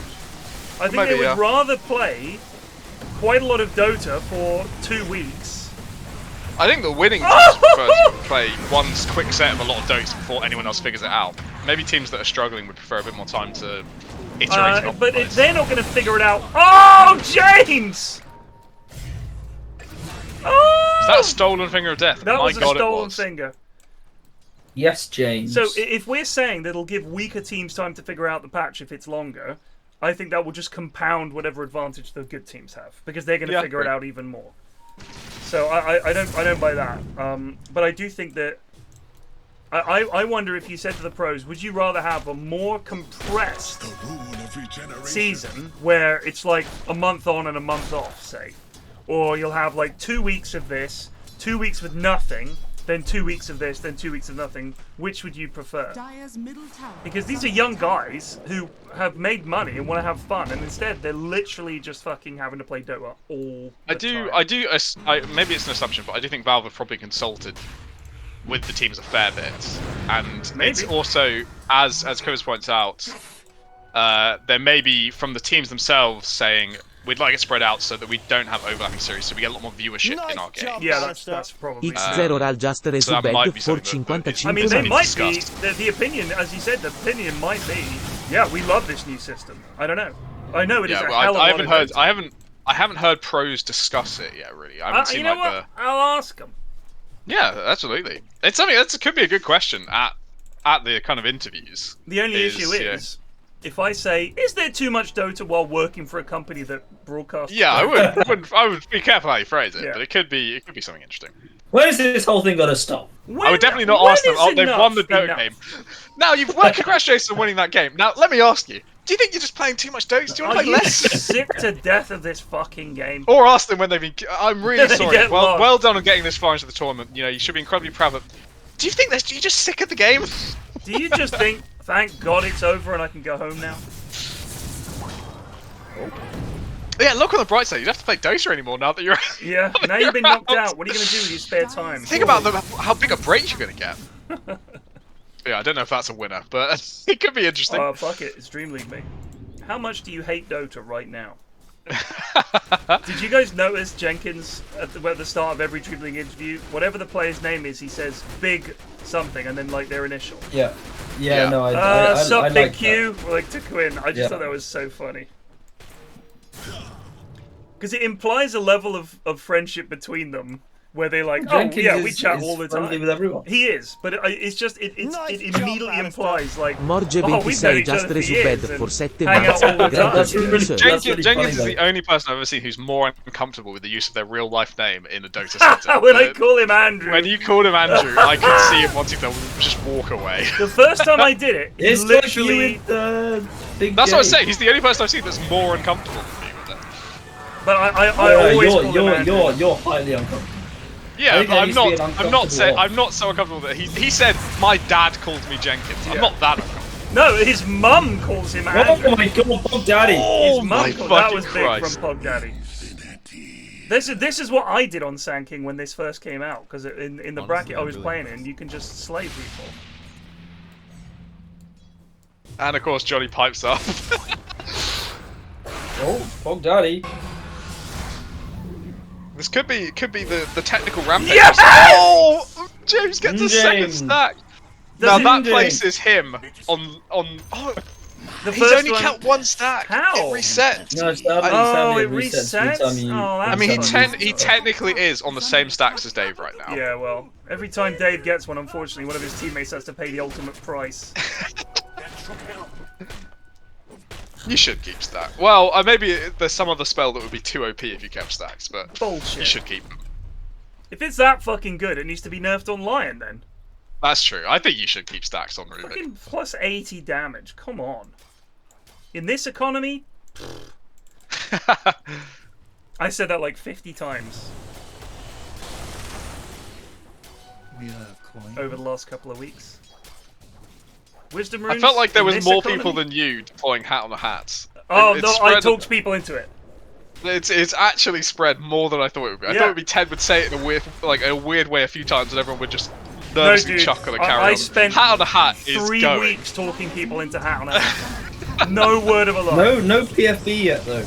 No, it's hard to work in there because it's too specific. Hat on a Hat. I loved your working of Mater Pater. Passing symbol kicker. And everyone was like, what? What is he talking about? The old man is gone senile. They were literally like, I didn't understand a word you just said just so fucking funny. It was like a dog shit question. I was like, how can I work Mater and Pater in here? It was so shit. Oh, it was so glorious at the same time.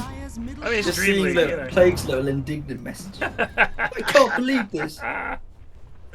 Oh yeah, I did say, is this Lone Druid going to be a plague on their house? But that one was so subtle. I don't think most people in the Discord realised that. I knew you did. Yeah, absolutely.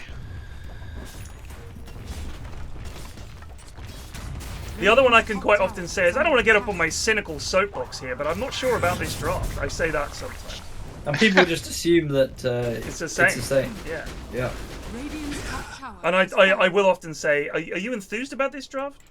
Yeah, I do notice the Can you work in Boston? Very hard. I mean, I could maybe just chuck a maybe bomb you could in. chat about grapes for a bit.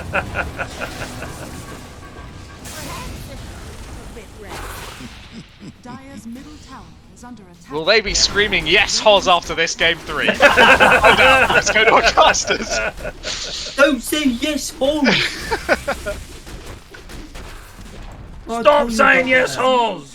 Told you about that. But I'm always saying this shit. Stop saying yes, Hoz. You see, he sounds like an EastEnders character the way he says it. Yeah, I feel like our renditions make it more and more over to that side Here as it we do is. it. Here it is. Don't say yes, Hoz! What have I told you about that? What have I told you about that? You can imagine that just before the dun, dun, dun, Just on a quick Dota game reporting, James is now ahead of Dave Yognot in finger stacks. He's up to 3 total, 2 on this steal. Stop saying yes, Phil. Dire's bottom tower is under attack. Alfredo is. Whoa! Yeah, sometimes you swing and miss. Oh my god, sometimes you swing and miss. Oh, he's away. And He's somehow away. They've got the ulti on Sanking. They see where he is. They got it. Oh, Dave got another stack.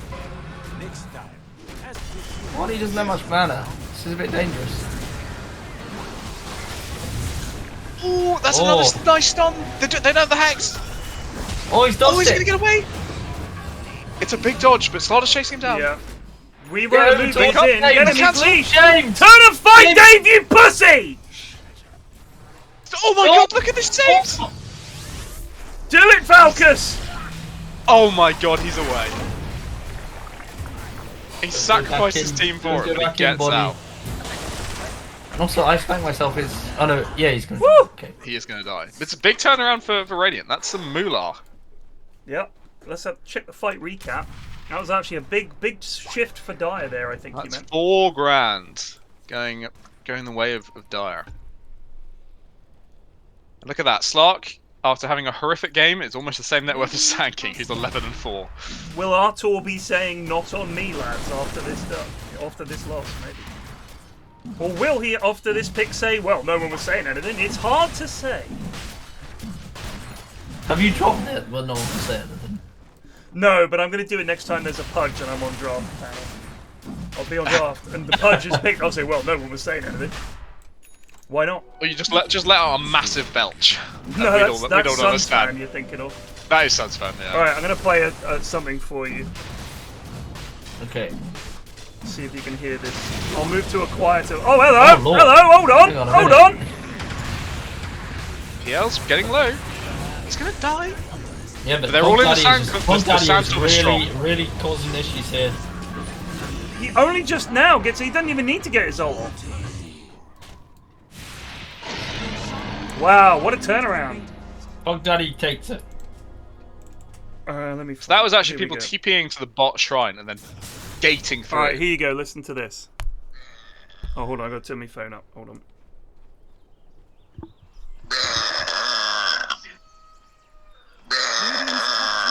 You hear that? No. Right, again? Dire's top tower Alright. is under attack. Listen closely. Listen closely. No? Chat No, can hear nothing. it. That is Sun's fan burping. He recorded it and sent it to me and Jenkins. Dire's top tower is under attack. The man can burp.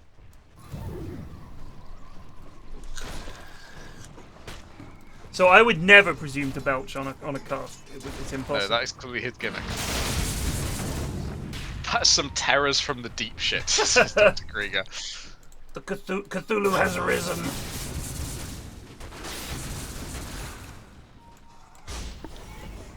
I did play some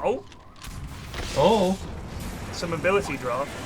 What is going on with Alfredo and these pounces, man? He has got the catch on Sarah. Oh, hello. Oh, Lord my in heaven. days. God. Sankey's just... Stark's just being bullied by this. Oh, he took the ages. On me.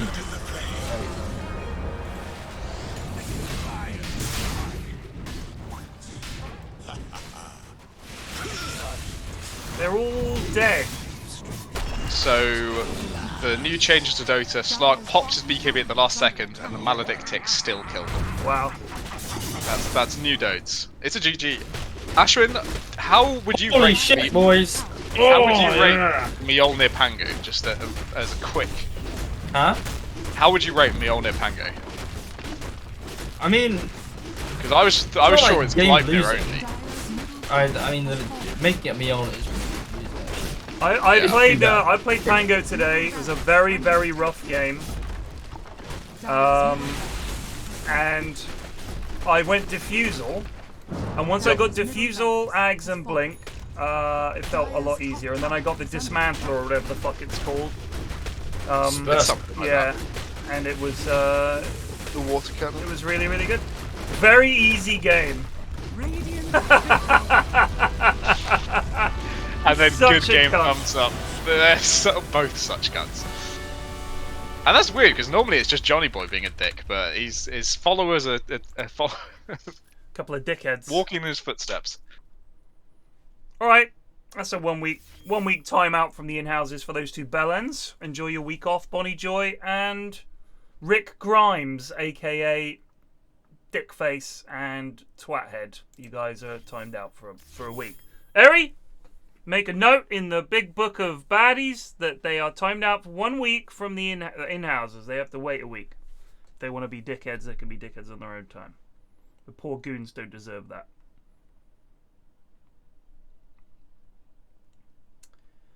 I do wish people would stop DMing me random pictures of bald men. Is this you? Clearly just a comedy winner. I have 4 requests. Here we go. Mentioned you in their story. Oh, that's deleted. Oh, that was from Mark. Shit. Is that Smeg Mark or other Mark?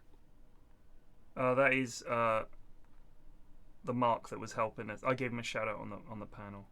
Ah.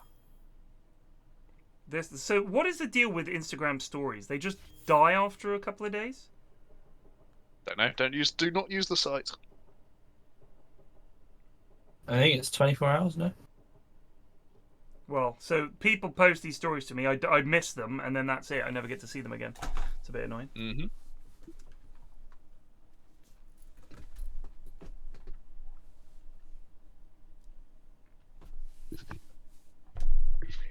Yes, put it in the book of grudges.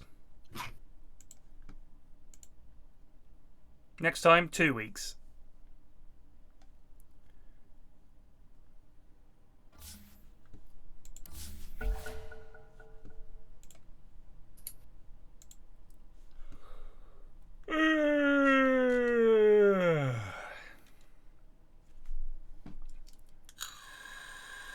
Nice jump, Alistair.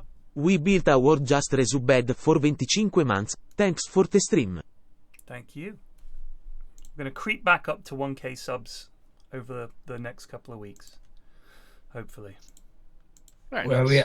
are we at now? 860. Lost 4. I'm sure Jonas can beef no, that no, one no, up. no. These were genuine subs. It was going away for 3 weeks. Me and Plague were talking about it before. And going away for 3 weeks has a terrible effect on your twitching. Nice. I am off to Bristol in 2 weeks' Lloyd time. John just resubbed for 50 months. For filming some stuff, and we're gonna nice do. Jump, Alistair. There's a Kaja Marcha special just project resubbed I'm for involved 50 in. We're months. gonna do another bolt action, and I'm gonna drink a lot of cider. Very fun. Oh, I tried to book a holiday, right? For me and Mrs. F. We're going to go away. The kids are away for a bit in the summer, so we're going to go away for a few days. Nice jump, Alistair. A nice Grenti island just in the resubbed for 27 months. I'm trying to book the place we're staying, and I go onto their website, and their website isn't working properly in terms of booking. So we get exchange of emails, and they're like, "Oh yeah, just here's the bank details. You can just pay us directly." I try to do this. The bank refuses the payment and urges me to call them immediately. I spent 45 minutes on the phone with the anti-fraud department, with this anti-fraud employee at my bank, going over every single detail of this business, like a detective, even questioning why this place was called what it was when it's not in that country. So the place it's named after is not in the country that this place is. Yeah. Do you know what I mean? So it'd be like if I had a place called the London Apartments, but it was in Beirut. You'd be saying, why have they called it the London Apartments? It doesn't matter. Also, like, couldn't pronounce the name of the guy who owned it, so was immediately suspicious. That is very suspicious to be fair. It was all kinds of things like that. And I was like, this is a legitimate place. Like, I could have booked it through booking.com or somewhere, but I decided to go to them direct. It took so long. And the main thing was that if a bank transfer is harder for them to sort of recover, so that I should pay by card. So I was like, fine. So I had to go through it again, and this time pay by card. But it was just like, I've never had that before. Being told, no, what are you doing? Why are you trying to spend money? And that level of questioning. Normally it's just, are you sure this isn't fraudulent? And you say, yes, I'm sure. Yes, this is me. But now they seem to have really stepped up, and they're like, because if I was some old biddy, I could imagine this would actually be incredibly helpful. It's annoying, but it's coming from I suspect a absolutely, no, absolutely. Place. Like, because I mean, I've read about all these scams. Some of them are so good that she was, every time I said, well, surely blah blah blah, she was like, well, you'd be surprised. Like, we get scams where everything looks above board and all the rest of it, and it's just very very clever. They're just very very good at it. But see, it was really interesting. But it's just the things that she was suspicious about. I was like, come on, like you can't be suspicious because of the name of the place. It was just kind of funny. But we booked it. Oh, we are running out of bodies. We need more of you goons to step up. A lot of people tired from traveling and all that. Not around for also, this Tuesday. Sick of getting their arse handed to them, I think, is the thing. True.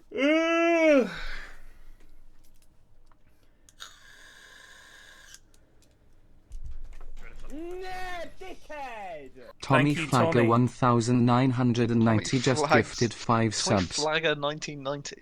What a name. Is that his full name plus the year he was born? It's a bold choice. Very, very boomer. I saw a TikTok today that was like, this'll scare you. I was like, all right, try me. And if Back to the Future came out now, the year they would go back to would be 1993 because they went back 30 years. And I was like, oh gosh. Fucking hell. And they were like, the way they know they're in 1953 or whenever it is that they go back. I think is it 1985? Yes, then it's 1985. They go back to 1955, right? Is that they play the song Mr. Sandman, give me a dream, right? Like that. That Enter Sandman by Metallica came out in 1993. So that would be the song that lets you know that you're in 1993. And that makes me feel really jolly old, I'll be honest with you. What movie would they show to demonstrate it's 1993? Jurassic Park, maybe? Jurassic Park. I think that was 93.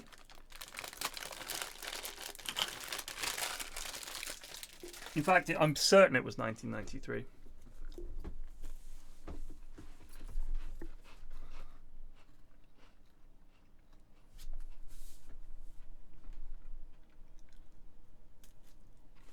Last action hero. Indeed, it was 1993. Impressive work. I know this for one reason and one reason only. I was working at UCI Cinemas in Tower Park the summer that came out. That was my summer job. I worked at the cinema. On the concession stand, cleaning up cinemas after people had been in there, which was disgusting. And on the pick and mix stand. And it was bants, actually. It paid pretty well for a summer job. Got to see all the movies for free, which was great. But there was a trailer for a film called In the Line of Fire, which had John Malkovich and Clint Eastwood and Rene Russo in, where John Malkovich is an ex-CIA wet ops specialist who like kills people for the government, and now he's sort of decided he's going to kill the president, and it's up to Clint Eastwood to stop him. If you haven't seen it, it's a good movie.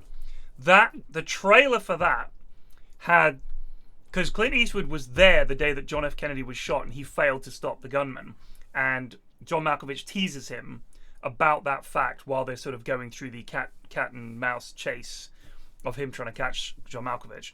And the trailer had the words, had 1963, and gradually the 6 turns upside down to reveal it's 1993.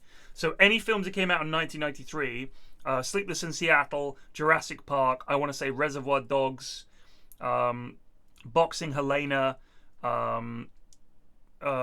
Nikita, La Femme Nikita, I think it was. They remade it. It was some American film that was like Nikita the Assassin or something like that.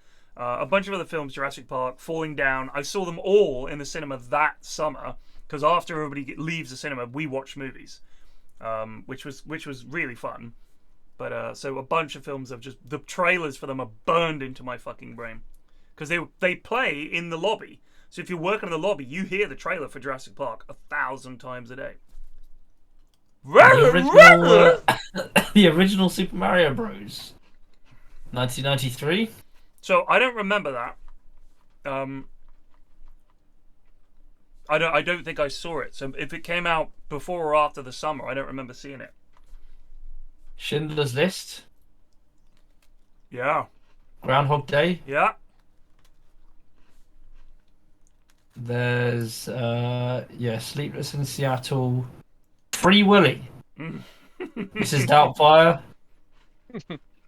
Carlito's Way is not a good movie, though, is it? It's the Coneheads. It's okay. The Coneheads was an era when Saturday Night Live sketches were being turned into movies at a fairly frightening pace. There were a lot of films that came out because they were Saturday Night Live sketches that were then made into movies. A lot. Nice jump, Alistair. You all taking time off to book in for the Barbie and Oppenheimer a double movie session? No. Opening night? No. I'm tempted. I think that'd be a funny way to spend the day. No. I really want to see Dune 2 when that comes out. Yeah, I'd like to see that. Part 2, sorry. I've watched some new TV shows. Silo, have you seen any of that? Not seen Silo. It's on Apple TV. It's got Rebecca Ferguson in, Rashida Jones, I think the rapper Common is in it as well, and some other people you'd recognise. I don't know, a guy called Common. Anyway, it's the premise is this: these people live in it's based on that book Wall.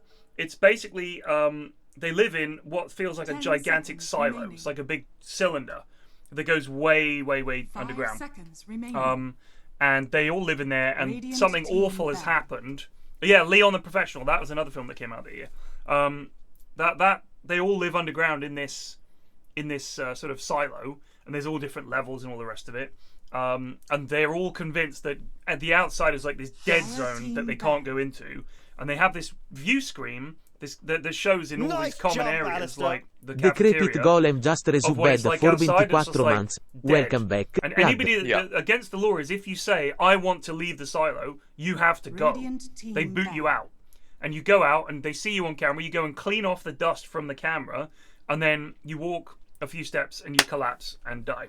And everybody's sad. That's the setup for the show. And it's really good. There are a couple of things I'm not happy about. Number one, they refer to the before times, which I hate. I hate any time a post-apocalyptic society refers to something as the before times, because I feel like there must be a better way of putting it than the before times. It just seems a little bit played out. Secondly, I don't know what happens in these societies, but for some reason, they all start playing weird, folksy, sort of faux Irish jig music with a mix of Middle Eastern in there. And I'm thinking, what happened that now all of a sudden this is the only music that exists? I don't get it. It's always the same music that everybody plays. Like a little flute and all pan pipes and a bongo. Think, come on. People have been poor before and they didn't just immediately go to the bongo and the pan pipe. It doesn't make no sense. Yeah, I agree with that. Facts. I for the first time have watched The Wire. Finished watching that recently. It was kind of interesting because we mentioned earlier it's kind of rare. We're talking about game sequels completely changing the premise and gameplay, and The Wire does that actually a little bit from season to season. It tries to change the setting it's looking at. Yeah, different focus each time. Exactly, and sometimes I was like, oh, this is kind of interesting. Sometimes I was like, the other one was more interesting. But I will say, absolutely fucking sick of McNulty by the end of that show. Really despised him. But every scene he was in, I was like, I just want to skip past this and go back to the more interesting stuff. Why do you hate McNulty? Just such a conceited ass. I hate people who always think they're like going to be correct no matter what. And I hate it even more when they get away with it, Yeah. I've been enjoying the latest series of Succession as well. Our show is amazing. I'd love to watch that, but my parents are watching, so if I go back and we share an account, so if I go back and start watching it from the beginning, because I've not watched any of it, I'll be ruining their save spot, Well, it's well worth watching. Radiant team ban. Dire team ban. And I started watching the Diplomats on Netflix that's just come out. Any good? And I've only watched episode 1 because I want to save it to watch with someone else. But it's kind of intriguing enough, It's not amazing. It's set in Britain, but it portrays us like how all Americans see Britain, which can be annoying. But I was like, this is interesting enough to stick to.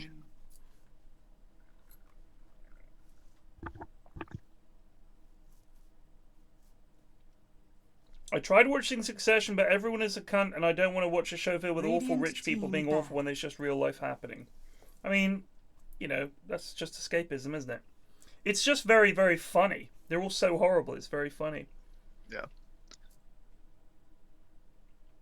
I mean, there is no likable character on that show. Like, the thing with Succession is these people are all fucking incredibly rich and powerful. And there's one character, Kendall Roy. He's one of the sons. The setup is that, I'm sure you know it by now, but essentially, Brian Cox is the patriarch of the Fox News empire, or they call it ATN, right? And he's Scottish instead of Australian, but he is a cunt, and he's horrible to his kids, and they're all clawing over each other to be next in power, right? That's it. That's the setup. And they're all terrible people in different ways. Siobhan, his daughter, is awful to her husband and just a terrible backstabber. Romulus is a terrible, terrible, terrible person, completely sociopathic, doesn't care about anybody, just out for himself. And Kendall Roy gives hints of being a decent person, but is a fucking lunatic and will do things. And it's interesting because it gives you an idea of what it would be like to work with and specifically for people like this. In one episode, he'll just decide things. And he's about to give a talk on stage the next day. So he's like, yeah, let's build a house on the stage with clouds over it. I want clouds to appear over the house. And they're like, how do you mean? He's like, I want you to just build a house on the stage. I'll need it by tomorrow morning. And then he just sort of walks out. And you can imagine being these people trying to talk him down and be like, it's not going to work. It's going to look like shit. But there's no saying no to him. Because he's just, we do it. This is what we're doing. Come on, people. Yeah. Blue sky thinking, let's go. And just sort of walks out and demands that it is now meant to be this way. And I just think it's fascinating to imagine a world where you have this job you really like, but you are also working fairly closely with these incredibly deranged billionaires who will just demand it. It's scary. But it is genuinely really, really funny. Axe did see some play in the major and in the. I did enjoy seeing Collapse's axe was pretty pog when he just killed that Medusa. That was fucking hilarious. It was fucking hilarious. They lost the game though, eh? Medusa still, well, it is still axe. Proved superior. It is still axe and it is still Medusa. So I've had one game against an axe who was like level 30, absolutely destroyed us all game, and felt very, very strong. But I don't know. It doesn't.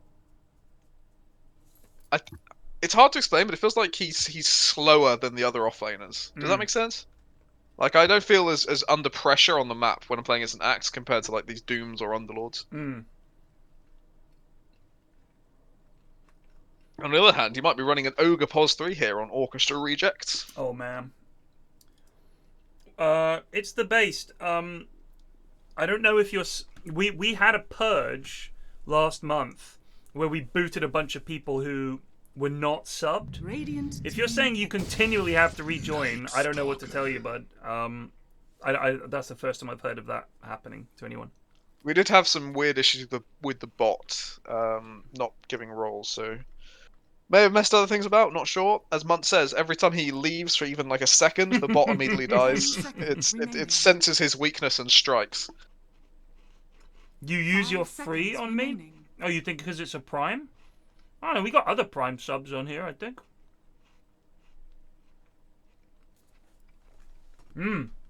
Ah yes, Nightstalker, the mascot of the major, who I don't remember being picked once. Definitely not on main stage. Same with Dawnbreaker, actually. Game. Didn't see Dawnbreaker either. I saw a picture of the heroes that were genuinely not picked. Lena's probably the biggest fall. Yeah. It went from the Lena major to not picked at all for this entire major. I can't. Nature's Prophet might have been picked. I think Tree wasn't. Spectre wasn't. I don't think Tree was picked. I mean, there's a few others, but I mostly, I got my lone druid pick in there at the very end. Yeah. Happy with that. Jump, Alistair. Ramble_basso just resubbed for 28 months. Silencer. He was much more common than I expected.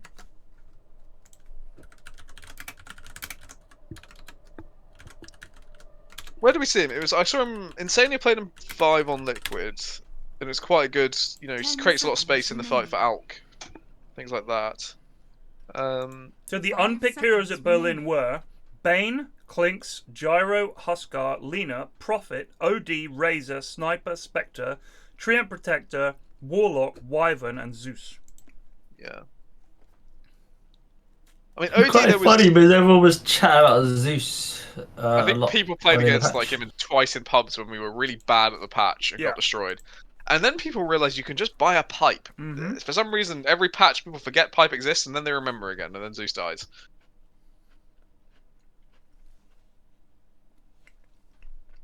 Clinks is just not. I don't know. In pubs, Clinks can be very threatening, but coordinated teams destroy that hero. I think the other issue with him is this whole death pact shit means that part of his strength is like he stands there and pews, right? Same thing that Drow suffers from, I think, is that you just fucking get on top of him, and then what does he do? He just dies. He's just a little lad. You need, if you're looking for carries, you need a hero that can reliably bully Underlord. Because if Underlord is picked, you basically have 3 heroes you can play. Maybe 4. You can play Monkey King, Ursa, and Slark to own Underlord in lane, or you can play Sven to just farm the map as fast as possible and get out of Underlord's lane. Every other hero basically are unpickable when Underlord comes in. Or you have to have them to be with a combo somewhere else or something. They help some other hero by being picked. So most carries just aren't viable. I don't know. Yeah, I don't know what. I agree, Ari. I don't know what they want from Clinks. Dire team ban.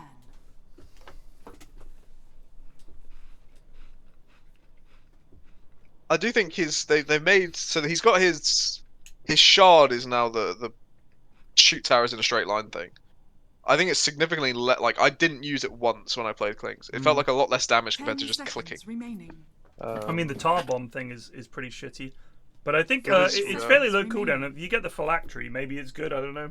I liked how low mana it was. I felt like I was quite strong in lane. I was really bullying people I laned against. It was I laned, what was it? I then clicked against Mag Gyro. And that's quite a strong lane, and I tar bombed them to hell and destroyed them. But I don't know. There's something off. Bandy. All right, so the heroes. So look at my stream for a sec. If I'm on the draft screen and I go heroes, oh, now it's back. Okay, there we go. It overlaid them all on top of one another. Clinks, clinks, clinks, clinks, clinks. Never find the little bastard. There he is. So you've got strafe as usual, tar bomb, physical damage. Clinks throws a projectile filled with tar, dealing magic damage on impact. After impact, it spills onto the ground and stays there for 5 seconds. Any enemy that walks across it gets slowed. NextWhiteDeath just resubbed for 27 months. From Clinks or his burning army will deal bonus physical damage. Move speed slow 25% of max level for 2.5 seconds. So that's long enough for you to get your strafe off, basically. Yeah, that felt good. Tar bomb feels good to use. You chuck it at them, and you get to click for a bit, but it doesn't feel as good as just having like the toggle that you used to have. I don't know. I feel like the hero could be viable, but in pubs. That's the big sort of asterisk in pubs. Yeah, where is Daff on A to Z? Well, he was just playing Clinks, so he's at C. Right. At Sumiwori, you do know you could sub to this channel if you're gonna fucking lol me. You know that, right? Yes, I know you can type it in, but it's much more pog for me to just know where the hero is. It is quite cool. All these weak gamers depend on like creating custom hero lists to decide what to pick and ban. Just look, Lamau. Thank you, Atsumi. Atsumi-Warrior just resubbed for 10 months. Into an immediate lol. Holy He's picked shit. Huskar. Troll and Huskar. What is going on? That's the most Hellboy thing I've ever seen. What, to pick Huskar? Last pick Huskar for himself. Oh, they got Redless, so they win. Redless on his Orge McGee. I changed Redless's name to Rebelus in the Discord. I don't think he's noticed yet. It's still Rebelus, like a day later. I assumed he'd done it. No.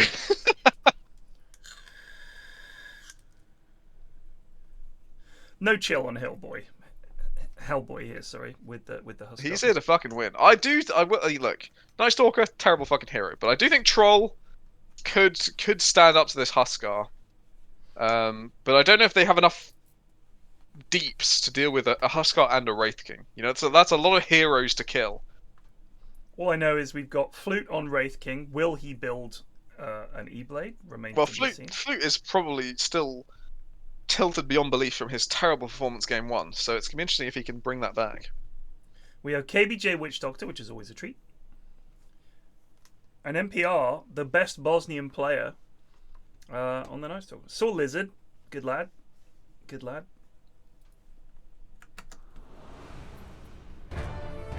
Friend of the stream. Absolutely.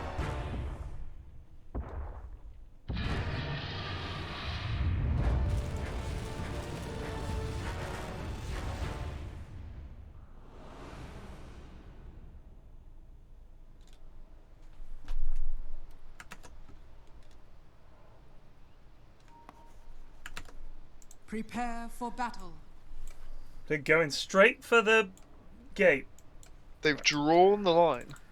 2 rings of protection on Rewrote a Movie here.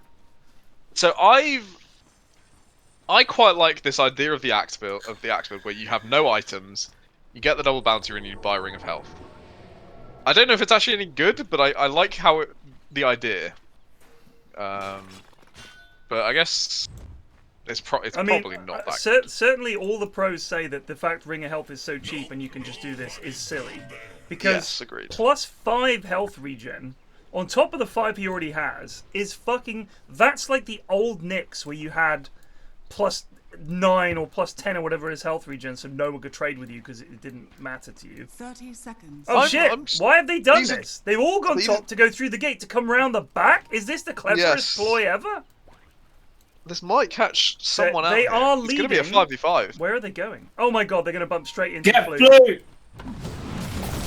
This is a PF. This is a new level of PFB we've never seen before. A new level of PFB. This is a PFB on tour. A PFB through the gates. Only the one kill though. They somehow get it. They escape with everyone else. Yeah, one. Or do they?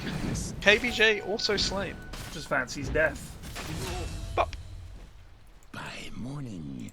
Oh, and they're gonna get Rubik as well. Holy shit! They've turned this into 3 kills. Will they? Oh my fucking god! He gets away.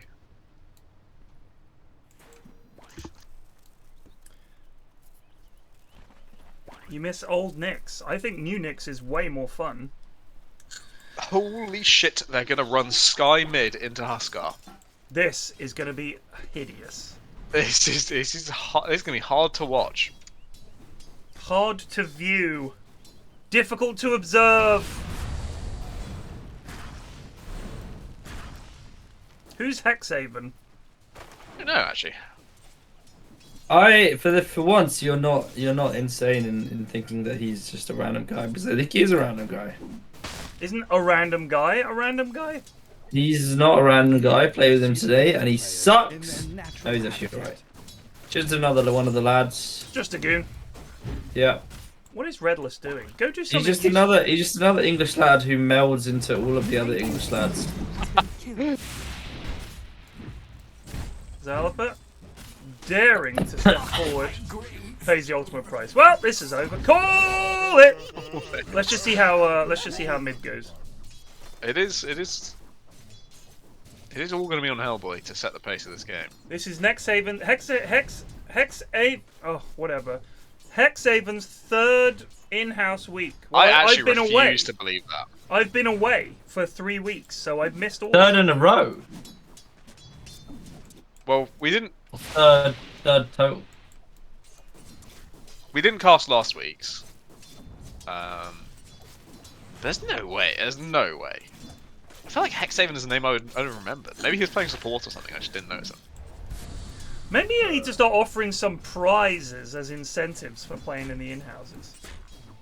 I've got a Shopify jersey no one's claimed. I don't think so, Mr. Forsyth. No. Uh-oh, trouble for NPR. No. No. Someone played with him 6 months ago. Yes, it is game 3. It's only just 10 o'clock and it's game 3. Exciting, isn't it? Yeah, no, I'm having a great time. Mr. Ashwin. Bring me a dub. Bring me game 3. Please make it brief. A dub for me. Might kill. This is trouble for rewrite a movie. Who let Red into the in-houses?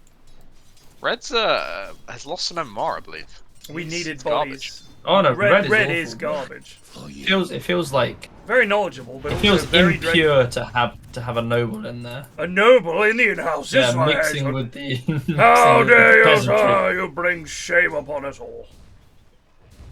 I'm just saying, you know, this would not I agree. fly. Don't get me wrong, I agree. This would not fly if Plague was in charge. Plague has to keep it pure. Don't say it like that. That sounds really like fucking wrong. I'm worried about purity. Well, Red is on the cliff. He's up there. Hey! I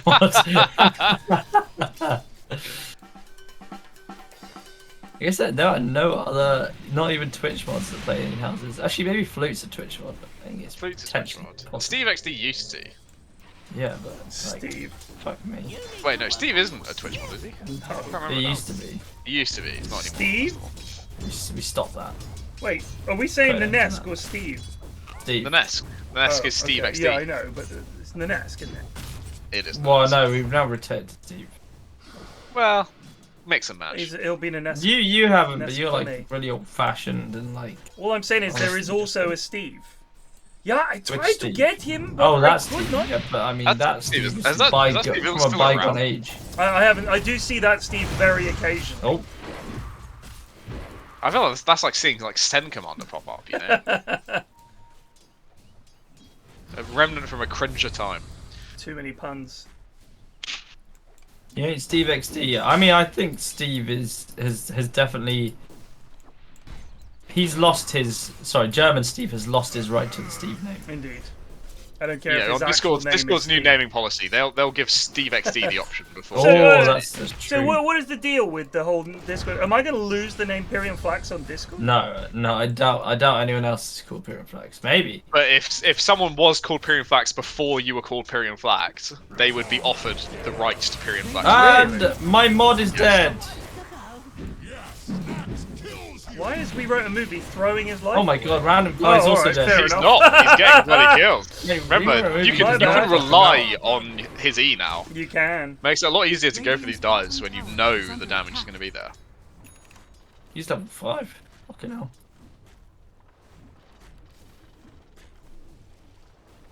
I think I finally booted Sen because somebody said something really funny and I wanted to clip it. And in the middle of me going to clip it, I realized that he was talking over the entirety of it. Like, everyone else is laughing and he's like trying to add to the joke. It's like, dude, the punchline was funny. Let it sit. Just laugh.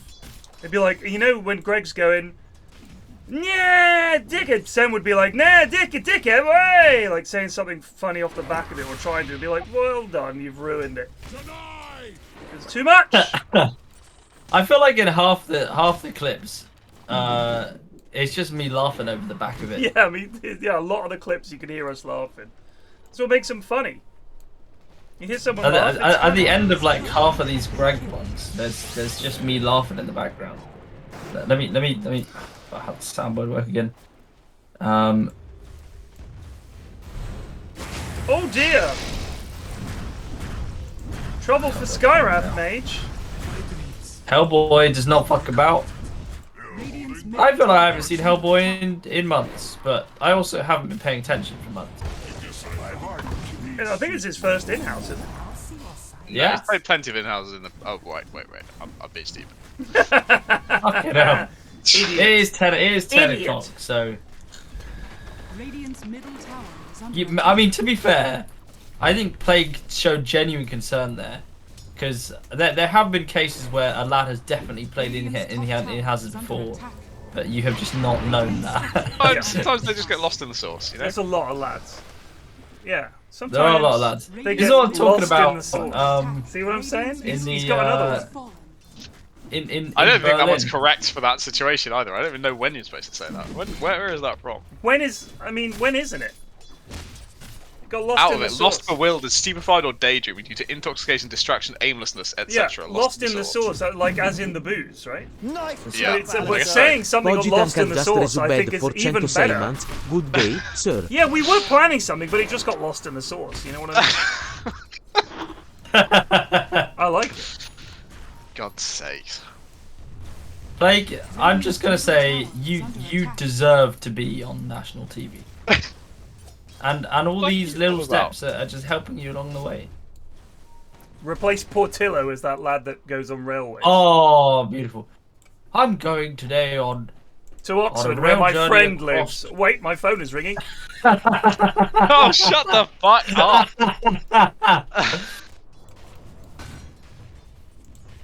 Sorry, Plague. It's just a little joke. Oh, they want Hellboy here. I don't think they're gonna get. Well, he doesn't have his cue. They get him. Oh, they do get him. Miss me. I'm surprised. I'm not. He's a goon.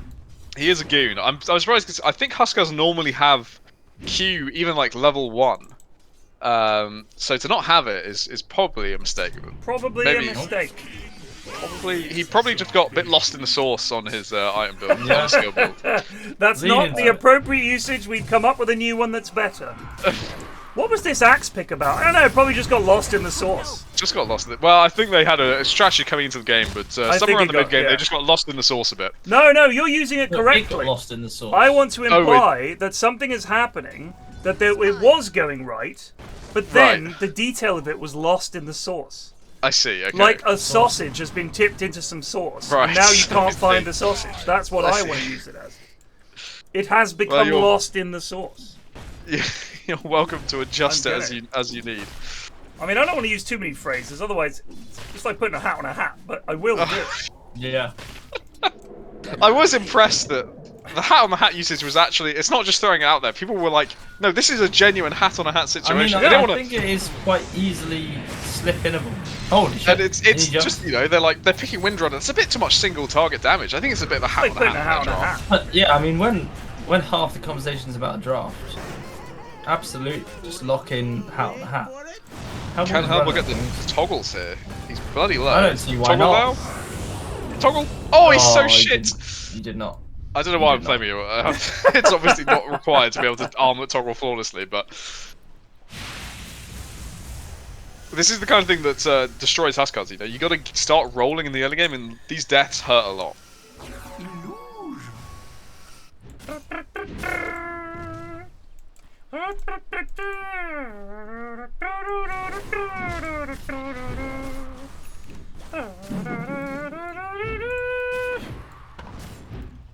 Oh, the slows are punishing. I like that Red and Troll are pretending they can kill this axe. And they will be punished for their presumption. Hurrah! Bonk! Yes. That is why this hero remains one of my all-time favorites. Because nothing beats that. Nothing beats that.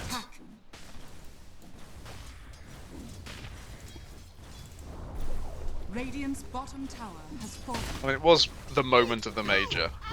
Was Axe strolling up to that Deucer. It's great. Especially the build-up. Fogged and Owen were like, this could happen.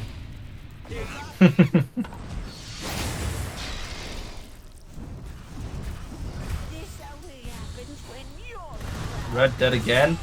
Salapa dead. And Hex7 also dead. What a walk-up. Why would you do that? Who is this guy? Get him out. Get him out of the game!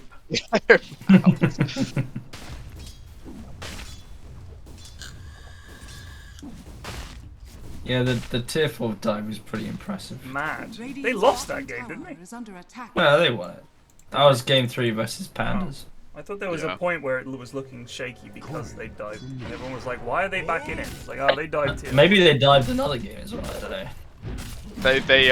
They lost the game versus Game. Yeah. Because they were very far ahead and then Nisha dived. Yeah. You guys are talking about the Witch Doctor, right? Oh, I remember that game. Yeah. Oh, maybe I don't remember that game. Kill KBJ, do it now! I thought that was a game versus EG. So the game versus 9 Pandas was the 14-minute tier 4 dive. And then it was it EG? It might have been EG actually. Oh, he tried to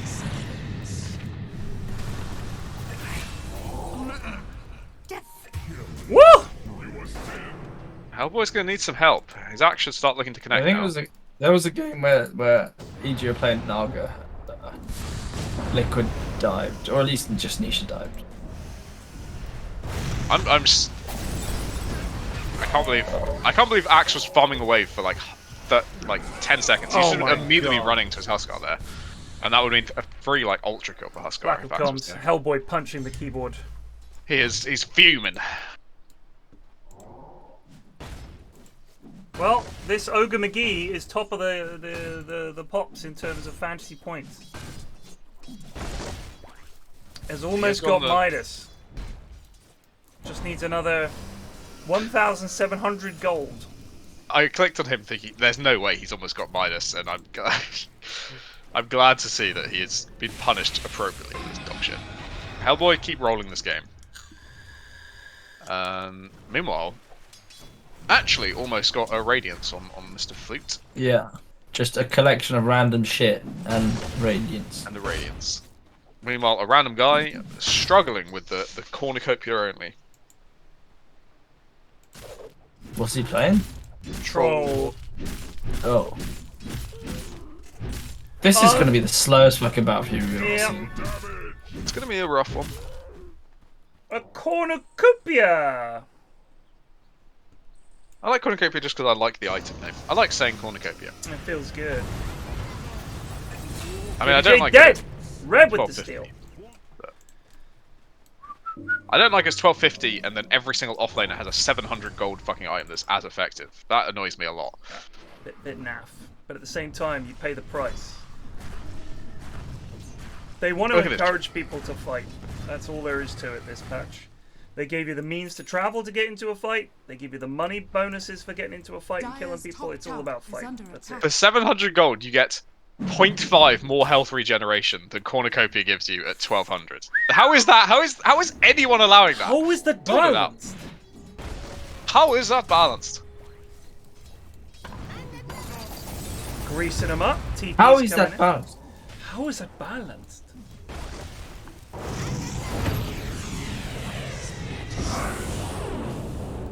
Where's the global? They can't keep going here. Yeah, they got to get the fuck out. What is Loaded doing these days? He made a song. He did make a song. He made a song? Yeah. He made a Dota song. It was like a... What? He put it out during the major, I think, right? They played it at the major, yeah. What, this major? Yeah, it came out this major. It just made it. He can sing. And he still runs Alliance. Just Is it a Dota based song? Yes, I believe so. It's called like Heroes or something. I haven't listened to it. It goes, I will be your hero, baby. That's how it goes. Hellboy dead. Hellboy not not really a toggler. Not a toggler. Not a Doesn't toggler. ever turn it off. Just trusting that on alone will be enough to get him through.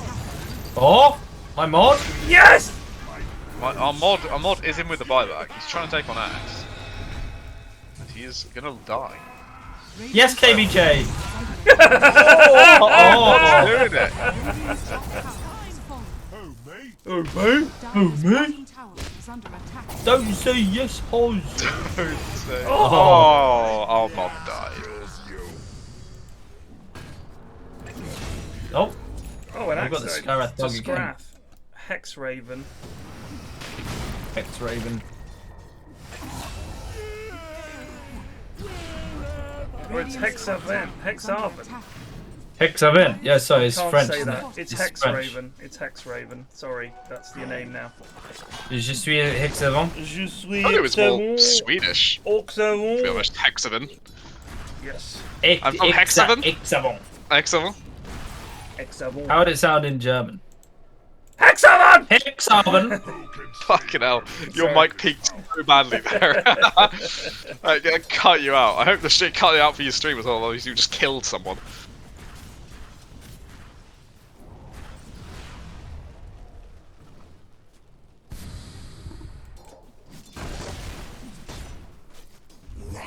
They haven't got as big as gold lead as I hoped they would. You want to go Gold's to bed? now got the old Bout Fury. You want to go to bed? No, I wanted Hellboy to do great. I'm a big Hellboy fan. He's been smoked upon here, and he does not have much in the way of backup.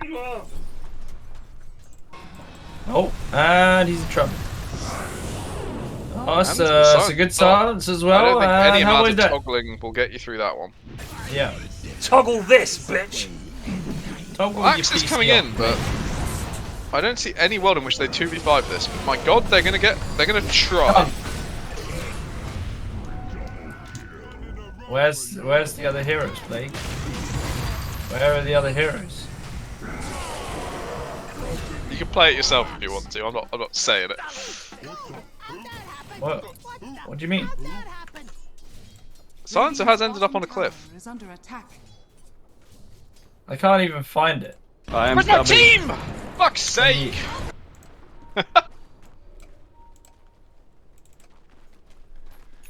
Where's my team?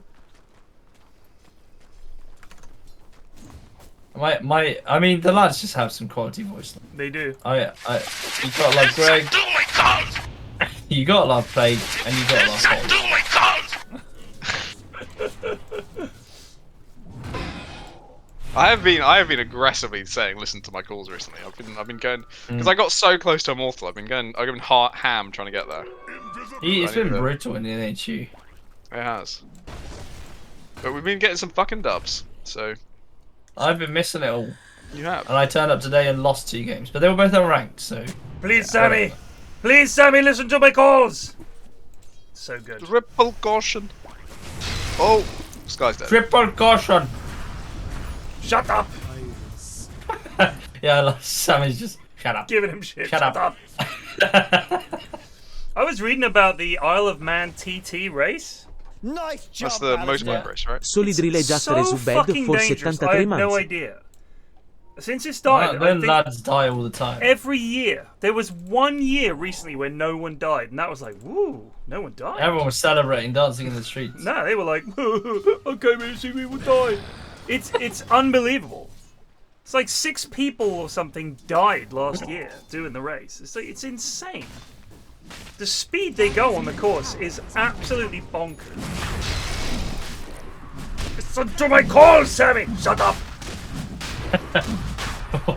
German now. Yeah. I guess you can't do the I can't do the Indian accent, unfortunately. As in, I'm not allowed to. Nice jump, Yeah. Stesicorus Off stream, just he's a resu well-practiced bed for Indian 26 accent. months. Indian Ababadubi accent gamer. Dupuzivo. Every time You've lost Ashwin the joins the ability channel, to speak Elio. I just think it's so funny, mate.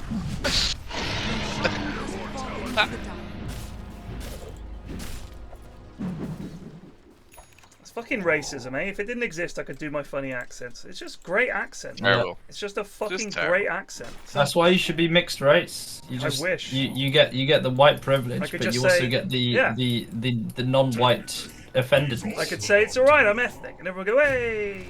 Yeah. It's alright, lads. Got some melanin in me. Don't worry, lads.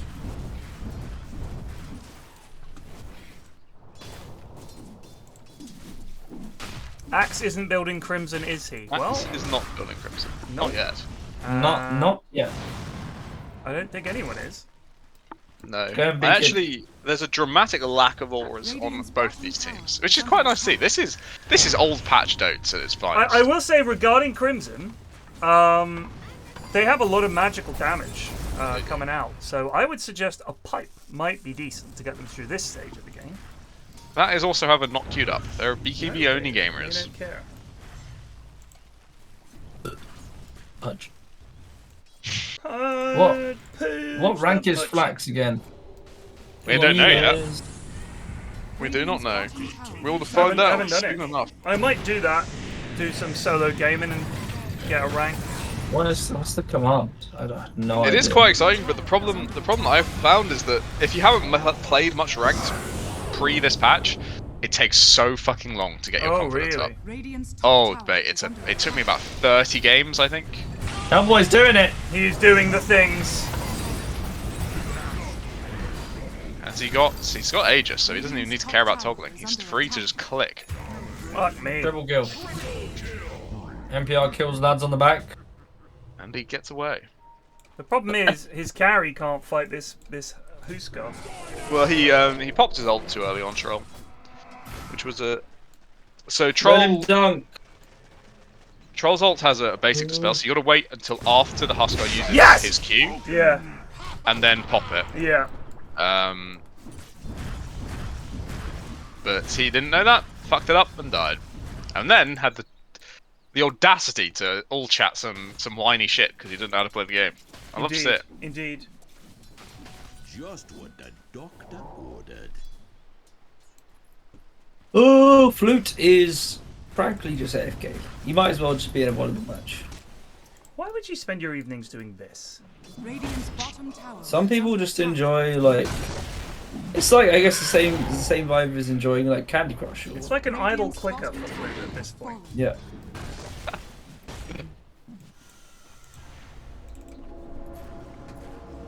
Dire's middle tower is under attack. Why do they call it Glicko? What does that mean? It's just the brand of the thing, no? What? The ranking system. But is it? Did they call it Glicko, or is this a thing that? No, I think the Glicko is like an open source thing. But what else is it used for? Other ranking systems, I suppose. In other games. So which other games? Yeah. Minesweeper. Okay, let's not harsh on Minesweeper. Right? It's a legendary game. Offended, Paul. I'm an advocate of professional Minesweeper. I like professional Minesweepers as much as the next guy. It's used for chess and Go. Nice jump, Is it? Ishmael 1939 I did just get a resubbed captures for in, 28 months. Ashwin. Papa bless. Did you? Yes, I think people might have missed it. I missed that. Oh, I don't know if you ever saw our signs in the crowd, Ted. I did see a few signs. I saw a Zebu. Yeah, we got the Abibadebu Pizebu, I've lost the ability to speak, on cam. I did. I also saw there was a lad in the VIP section who had one. Did he? Yeah, he came up to me with it, and I was like, oh, thanks very much. Oh, do you mean the floor? Yeah, yeah, and he said to me, yours was the best voice line. And I said, I think you're insane. He probably was insane. We all think he's insane. I was like, I said, I think you're insane. I think it was the worst one. He was like, no, mate, loved it. Like, it's grown on me a lot. Yeah, but only because we know how shit it is. Yeah, it's become sort of that ironically good. I can't remember what next year's. It's just going to be me screaming help, isn't it? We've brainstormed and theory crafted this many a time. I'm going to put the best minds. I think might not even get one. I don't know what I'm saying next year. It might not even happen. We've settled on multiple different conclusions. One of them I think was some sort of anime laugh akin to Effie's. Oh yeah, but he. He. Apparently, Suns fan tries to get a Belch voice line in every year, and every year Valve says no. I thought that was funny. I don't blame him. Radiant's top tower is under attack. The problem is, if you put in a anime laugh version of your own, the people are gonna buy it. They're like, yeah, let's show these fucking women. Real men use the Ted hee hee. Hey. But then Ted is stuck in a bind here, no? But he would make money. Right? Then he's actually gonna put in effort play, and we all know that's not happening.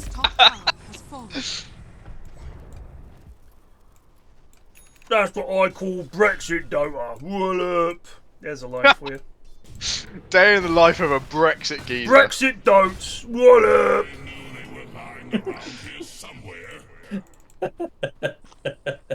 My mate says all his son and all his mates, when they're playing football, they talk about Brexit ball, which just means lump in it. It's like a return to it's simpler times, I guess, is how you might put it. Bounty. Just call GG could be something, but I don't know if you'd allow it. It's a bit too flamey, you know. What? Just saying like just call it or just call GG. Call it, lads. Yeah, it doesn't work. Now remember that all the successful lines can be used to taunt the enemy because most Dota players are unpleasant. I love watching KBJ just standing stock still a lot of the time. I mean, obviously he's copium the Tormentor were given one, but I've never seen a straight axe no shard rush. Who's this? It's pretty fucking bold. KBJ, look at his inventory. KyleButtersJr. Straight axe into silencer as well. I wonder if he'll not use it before global silence. In which case the fight is generally decided. In all honesty. Yeah, if you're holding global silence, don't worry, lads. I'm gonna cancel the Witch Doctor ult. You're in trouble there. The ultimate counter to silencer. It's just having not very good ults. Yeah. No, just building an Ags on Witch Doctor so you force the global silence. Right, I see. But look, I mean, KBJ does this. He has these little timeouts. He takes his time to think. You know, he's just making sure that every click he makes is as precise as possible. See, and again, never let your enemy make a mistake, or whatever the line is. I don't know. Never let your enemy make a mistake. Never let your enemy make a mistake. Sun Tzu, I think. I think the first tenet of warfare is never let your enemy make a mistake.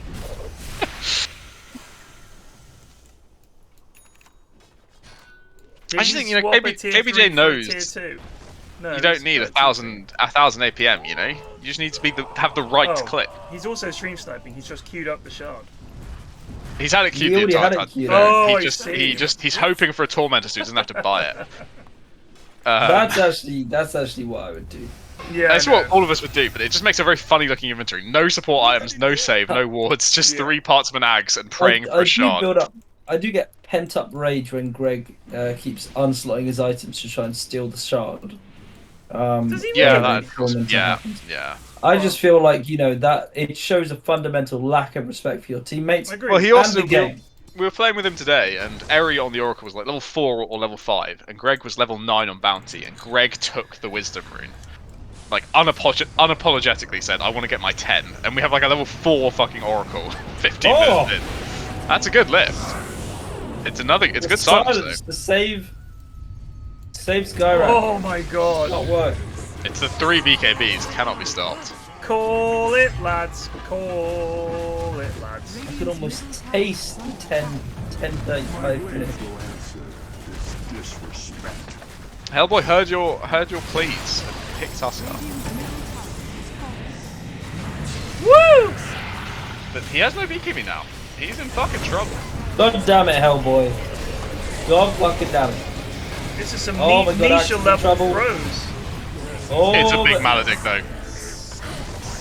KBJ doesn't give a fuck. Flute, where are you going? He has no ulti, no BKB. Loot!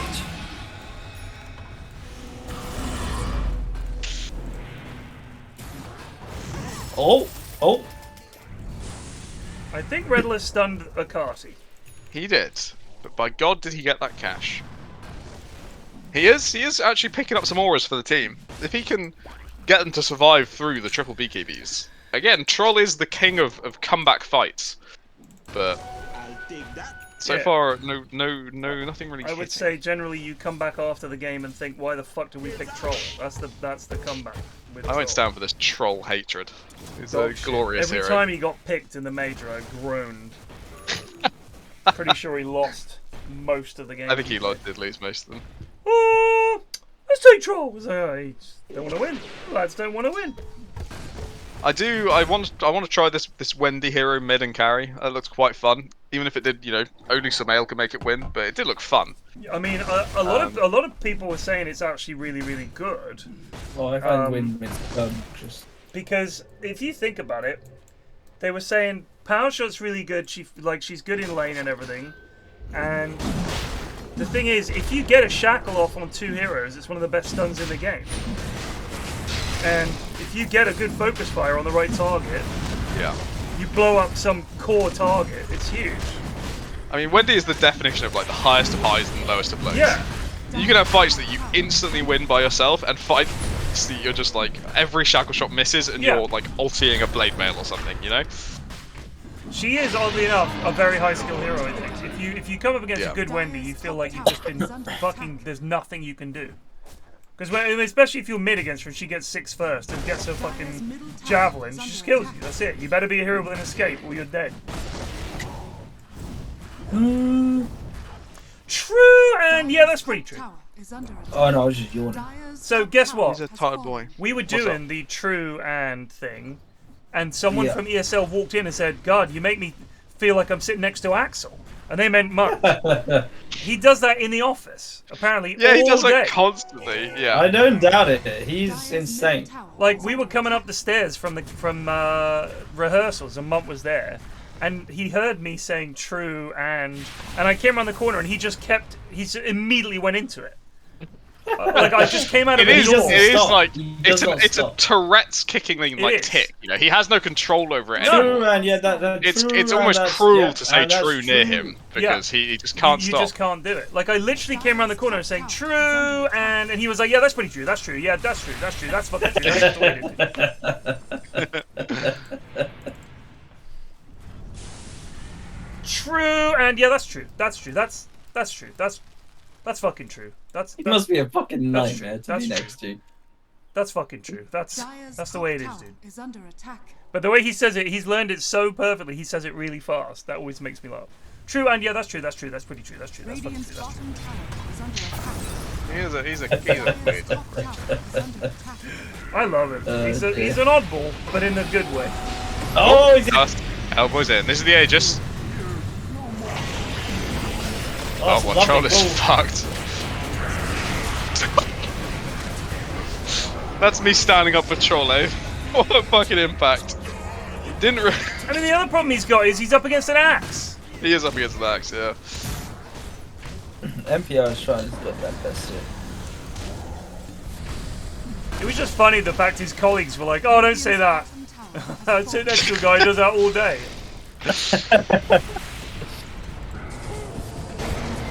Oh, fuck me.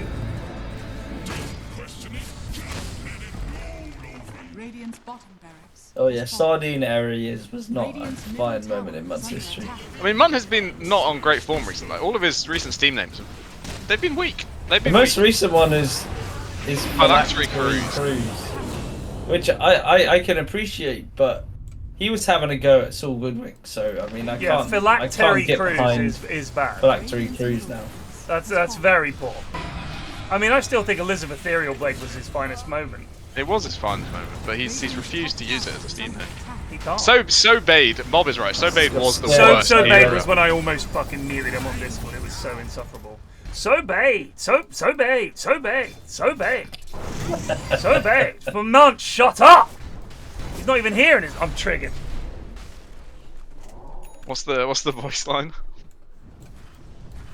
Oh, dude, so unlucky, I guess. So unlucky, I guess. Nice job, oh my god, so unlucky. Erus Bros just resubbed for 88 months. God. Getting back a bit late to the stream. Good Feberly Major Luckily che a fun time.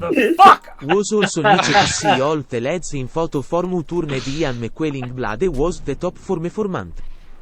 Thank you, Eris.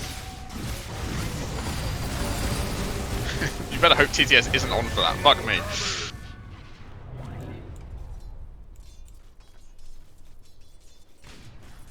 It was red.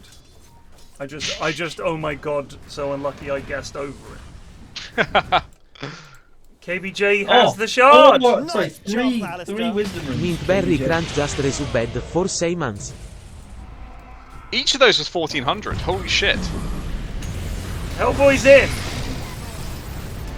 There's only 1700 level up, so you almost got 3 levels. So I thought. I remember someone saying it doesn't increase with time, but I guess it doesn't increase during the 7 minutes, but at the 7-minute mark it goes to the next tier, I guess. Yeah. So there's no point leaving it for like 5 minutes. But if you're close to the next upgrade, troll. Yeah, this is fucking classic. That's so funny.